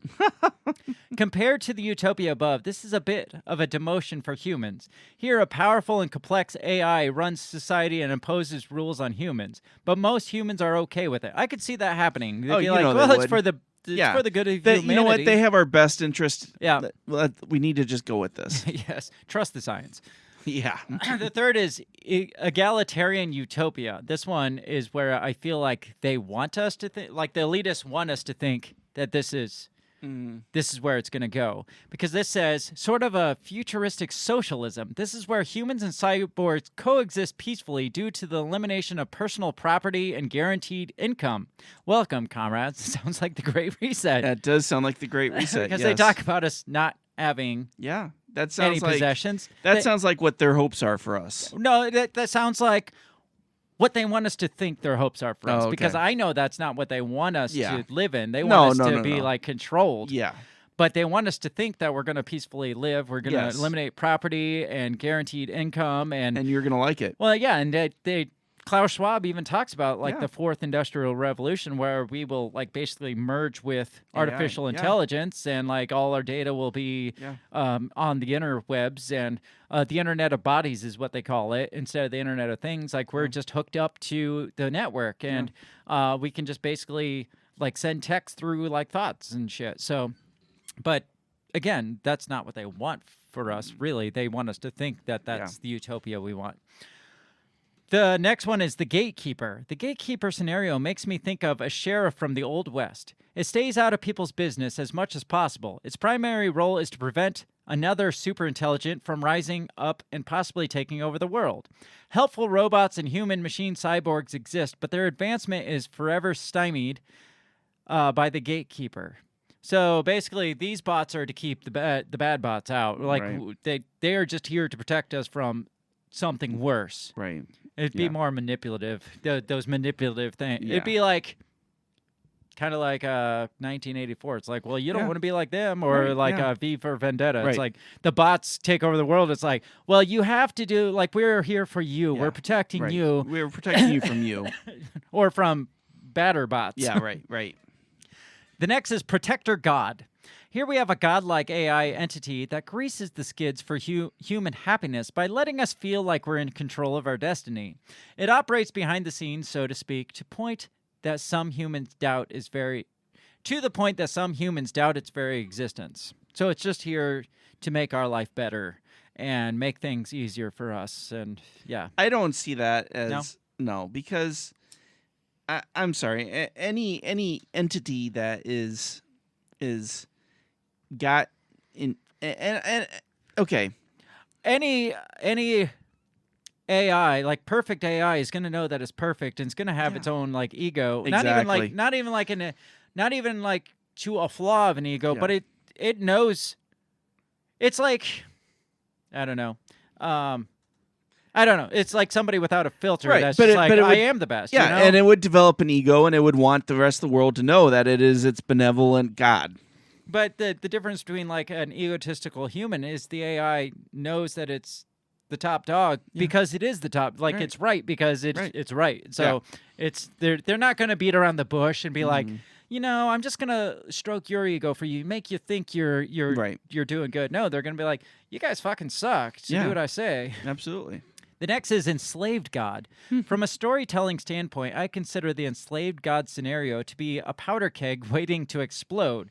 This is where we have super intelligent AI that's actually confined by humans. We harness it using its advanced capabilities to produce technology and wealth for ourselves. Yeah, that sounds like a disaster waiting to happen.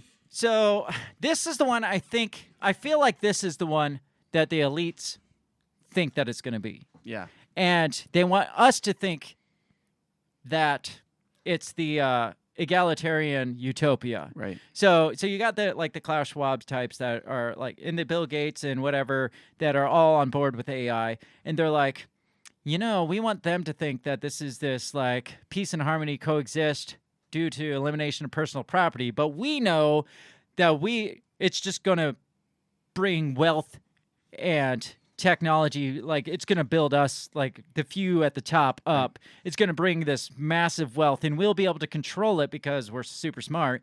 And that's what they think it's going to be, when in the end it's just going to like end up being the next one, which is the conquerors and destroy all of us. Yeah, right. Yeah, exactly. Like the elite's ego is going to get the best of them. Yeah. Where they're like, it's like Jafar with the genie. Yeah, right. Yeah. Our own aspirations, our own like desires get the best of us and we end up biting off much more than we can chew. As we do. Yes. So the next one is the Conquerors. It says, buckle up. We're getting into AI takeover and world domination scenarios. Here, artificial intelligence begins to view humans as a threat or a nuisance or a waste of resources, which if it's listening to like Klaus Schwab those types of people, it's going to be like, you know what? You're right. There is way too many people on Earth. I'm going to take all of them out. Might as well. So it seizes control, eliminating humankind in a way we can only imagine. The next is Descendants. In the aftermath scenario, artificial intelligence replaces humans as the dominant life form on the planet, but in a graceful way, a passing of the torch, if you will. We look on AI the way proud parents would view a super intelligent child going out into the world. I don't think so. No? Human ego would not let that happen. Well, you get the people that say, like, what's it called? Like, where you like merge with like cyber, like, I can't think of what that's called, but they say that's like the next evolutionary step is like we become singularity. Yeah, we become cyborgs pretty much. That's the next evolutionary step. Well, then that only leads to the next evolutionary step, which is where the cyborg eliminates, like sheds off the weakness of the human part. core, and then it's just cyborgs. Yeah, because the cyborg's like, we could be even stronger if we get rid of this shit that's holding us down, this human part. Let's just get... So, yeah, I could see us thinking that it's just like, well, this is just the next, step in the circle of life. Right. And at the end of the day, it still turns into the whole Conquerors scene. The next is the Zookeeper. An all-powerful AI takes over the world, but it doesn't kill humans off completely. It keeps some of us around, the chosen few, in a captive state similar to zoo animals. Real quick, 1984 is the next one. Yeah. The aftermath scenario is named after George Orwell's novel by the same name. It borrows the central idea from the book as well. Here, human authorities create a surveillance state to ban AI research, fearful of its abilities. So basically saying... humans will be scared and fearful of AI, so they ban AI completely. Which I'm fine with that. Yeah, I am too. I'm fine because I'm terrified of what AI is capable of. So fine, if you want to ban it, great. Yeah.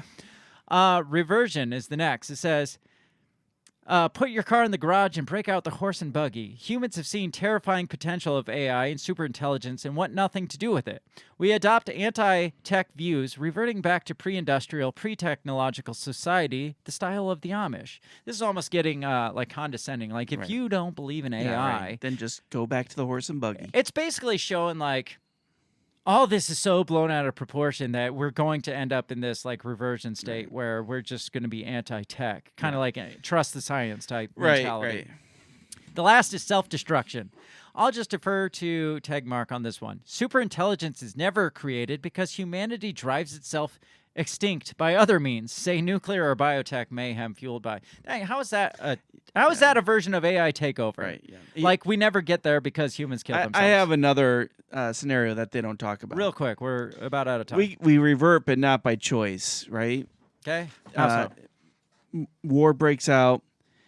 EMP pulse. So basically, technology's wiped out. Self-destruct, but we don't kill ourselves. We don't kill ourselves. We just revert. Kill to where there's no technology. We have to start from scratch. So this is like a combo of reversion and self-destruction. Yeah. So basically. like you combine the two. Like we don't like take ourselves out, but we take the AI out accidentally, and we end up back in the Stone Age. But not by or choice. the AI accidentally takes us out. So my whole thought, because I said, like, I think that the elites think that they're going to be like this enslaved god. They're going to be the masters like of this AI, where we can control it. It's like, I can't remember. There's a podcast I was listening to about the dead internet and about the bots taking over. And basically, they described it as like humans basically feel like they have this wild animal, like a Siberian tiger on like a little leash. It's like, oh yeah, we got control. Jurassic Park. Yeah. Oh yeah. It's like, yeah, we control this thing, no problem. And he goes where we say, he does what he eats, who we want to eat. He controls what we want. But at the end of the day, we have the leash until at the end of the day when the tiger turns around and eats the fucking person. Because I do you feel like we're playing God absolutely. with AI here. Fuck yeah. Where we are really screwing with our own demise with this AI shit. I think so, and it's human ego. It's like pushing that boundary because we can, right? But we'll always have control because Yeah. humans are the ones with the intelligence that came up with the AI. So Right. even though we're intentionally making AI smarter than humans, but we're the ones that had this, that created them. So they're never going to turn on us. Right. So I don't understand how that. Yeah. Like I've read enough science fiction books to know that this is not going to end. It never ends well. So, I mean, that's the fun part of this is just like speculating where this goes, but I don't see that happening in the next short term. No, next 20 years, no. But it still makes you, like, all this conversation makes you ask, is anything real? Is anything, like, once you read this, it's like, you start going back to your interactions online, it's like, was that even a real interaction? Well, and that's the thing. And I think you have to look at anything on the internet in that way. It's like, okay, is this even real? And that's how I look at it. Whenever I hear, something that, oh, men are pissed at She-Hulk, I'm like, okay, where's this coming from? Or Christians are pissed at Starbucks. It's like, okay. Are they, though? I mean, yeah, some are because they were told to be. Right. Are they? Yeah, and that's the thing. It's generated, right? It's like they're pissed because, oh my gosh, I can't believe Starbucks did that. I'm going to boycott them, right? Mm-hmm. We've all seen that. Yeah, but it's just like they're guiding us towards this, like, blurred reality. Mm-hmm.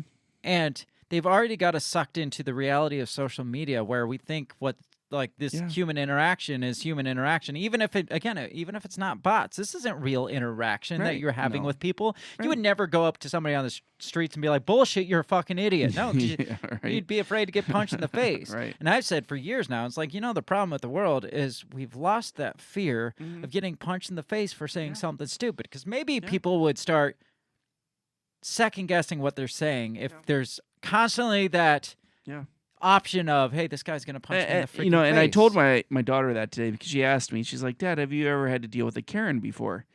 And I go, yeah, I have. And I said, but to be honest, I think most people are Karens because they can say what they want on the internet and nobody says anything about it.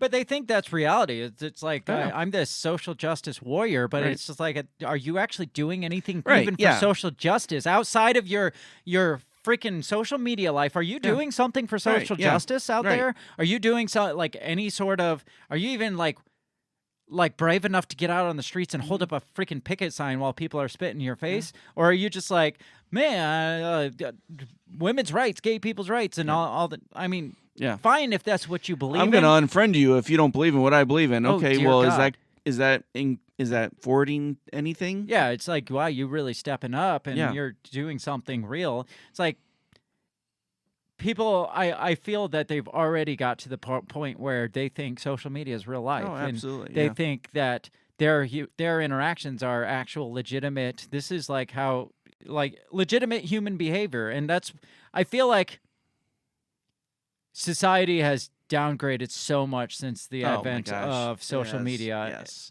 And like our social quality, just it's not there anymore. Yeah, I mean, my wife and I will go out to dinner and we'll see like a young couple on a date, and they're on their phones, right? They'll be sitting at a table watching something on their phone. It's like nobody talks. Yeah, you have people like texting each other across the room. It's like they're right fucking there. Yeah, go talk to them. Yeah. So it's only going to get worse as like the metaverse comes out. This is the last thing I want to read here. This is talking about the metaverse, but it kind of goes in line with what we're talking about. It says, some metaverse users will find it impossible to distinguish between the real and unreal, which again, I feel like we're already there. Absolutely. Just not in like virtual reality. It says others won't even try since they will be able to live in customized alternative reality with social engagement based upon their biases and perceptions. Instagram, I feel like, again, we're already there. Like people don't even try to live real lives because they would rather portray this perception of a life that they want to live. Well, imagine if the metaverse gets in the way and it's like, or gets introduced and we actually can go live these fake lives. And it's like, why would these people that had no lives in the first place want to ever come out of that? Right. It says the way a person had previously thought reality should have worked should have been working to benefit him or her will finally seem to work that way. No longer anchored to reality, untethered users will be dependent on the metaverse for their very identity, which could create profound and dysfunctional change. Again, we're at least 2/3 of the way there. Yeah. So, yeah.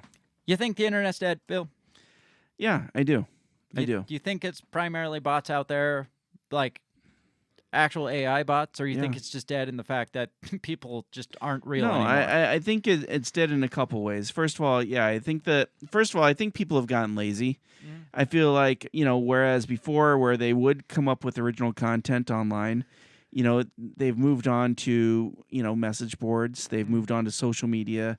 They've, they moved on to, if they do some kind of like artistic thing, it's moved on to Etsy or Reddit, and so there's no actual like web out there. There's no there's no expansion where people are actually putting their ideas out there, Right.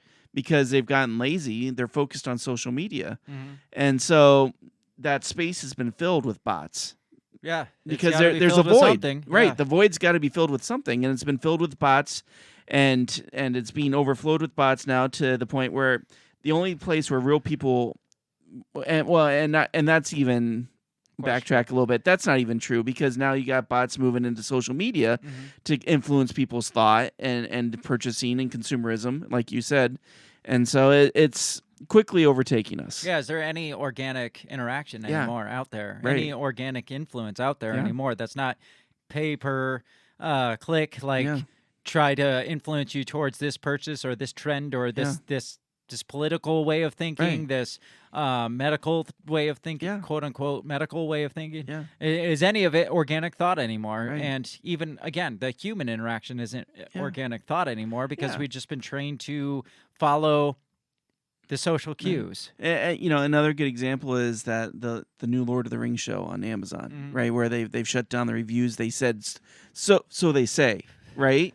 I mean, maybe that's not true, because again, people are seeing it's getting bad reviews because of diversity. It's like YouTube getting rid of the thumbs down option, or Right. like the thumb down count. At least you can still give them a thumbs down, but they don't show the counts because that might make people feel bad. Right. But no, it just makes like people like CNN, people realize that these people are full of shit and nobody likes it, because you're not seeing, hey, yeah, this has like 2,000 likes, but it has like 3 million dislikes. Right? Yeah. That itself is like inorganic, Right. Like interaction. Like if you're not able to see the quality of it, you are like being manipulated to think a certain way. So And so I mean, the internet has become one giant, like you said, one giant like school of thought where it's just like, let's see, how do we want people to think today? Yes. Okay, let's focus on this over here. Back to our Wild Wild West type analogy. This is real quick because we got to get out of here. Yeah. Like physical world, we've speculated, we've read theories that they're trying to force us all into like urban, like single, huge cities and stuff, like get us out of the frontiers and into these mega cities. And it's kind of like the internet is doing that now too, whether it's through bots or whether it's through like Google manipulating search results via bots. It's pushing us into these like small pockets of, these like mega pockets of the internet, but it's like such a small real estate space compared to what the totality of the internet. But we are being forced into these like small urbanized locations on the internet the same way as we are in real life, it seems like. That's a good analogy. So that's all we got for this one. I don't have a solution for this. I don't know how to pull away from it besides disconnecting yourself from that. Which is a good idea to do anyways, is, find ways to disconnect, find different ways to try to get your information. Don't rely on Google. Yeah, don't even rely on like social media interactions anymore, because it's all probably fake. So. Exactly. So go find real interaction. Go talk to real people. Fucking talk to somebody. I mean, it's going to get to the point where we're not even going to be able to tell if you're a real person or an AI like real bot. Yeah. So while you still can talk to definitely human stay people, the hell out of the metaverse. Yes. Shit. Yeah, no shit. Unless we're already there. We need to get out of here. This has been an interesting one. It's piqued my interest a couple weeks ago, so I was just like, let's talk about this. Yeah, it was a good one. What do y'all think? Do you think the internet's dead? Do you think do you think we are real? Do we think we're real? I don't even, like I said, we could be in the metaverse right now. I don't even know wouldn't anymore. Yeah. So we have a couple viewers. Are they real or are they bots? Yeah. Are the bots watching us to see what we're saying? Yeah, probably. That's why our videos were going so slow. Yeah. They're like, we're going to slow this shit down to make them look shittier than they already are. So on that note, make sure you check us out all over social media if you're a real human. If you're a bot, please stay out of our traffic because we don't want you bogging up our airwaves. We don't need that. So if you're real, like and subscribe. Share the shit all over to all your real social media contacts and your fake ones too. Sure. But, I mean, we'll take what we're whores. we're- We'll take what we we are. can get, I guess. Have a great rest of your week. We'll be back here this time next Monday, 7 p.m. Central Standard Time, as always. Otherwise, be back for the weekend wrap-up next week. Yeah. That's about it. Have a great rest of your week. We'll talk to you next time. Peace. Goodbye. The Break the Bell podcast is brought to you by you. So pat yourself on the back because without you, we would be talking to ourselves. A special thanks to our Patreon members, Justin Zielinski, Remzo Martinez, Stephanie Parker, and T.O. Jacobson. A shout out to our sponsors, Run Your Mouth Coffee, the On the Run podcast, and Goulash Media. If you'd like to help support us, visit patreon.com/breakthebell or buy our garbage at breakthebell.bigcartel.com.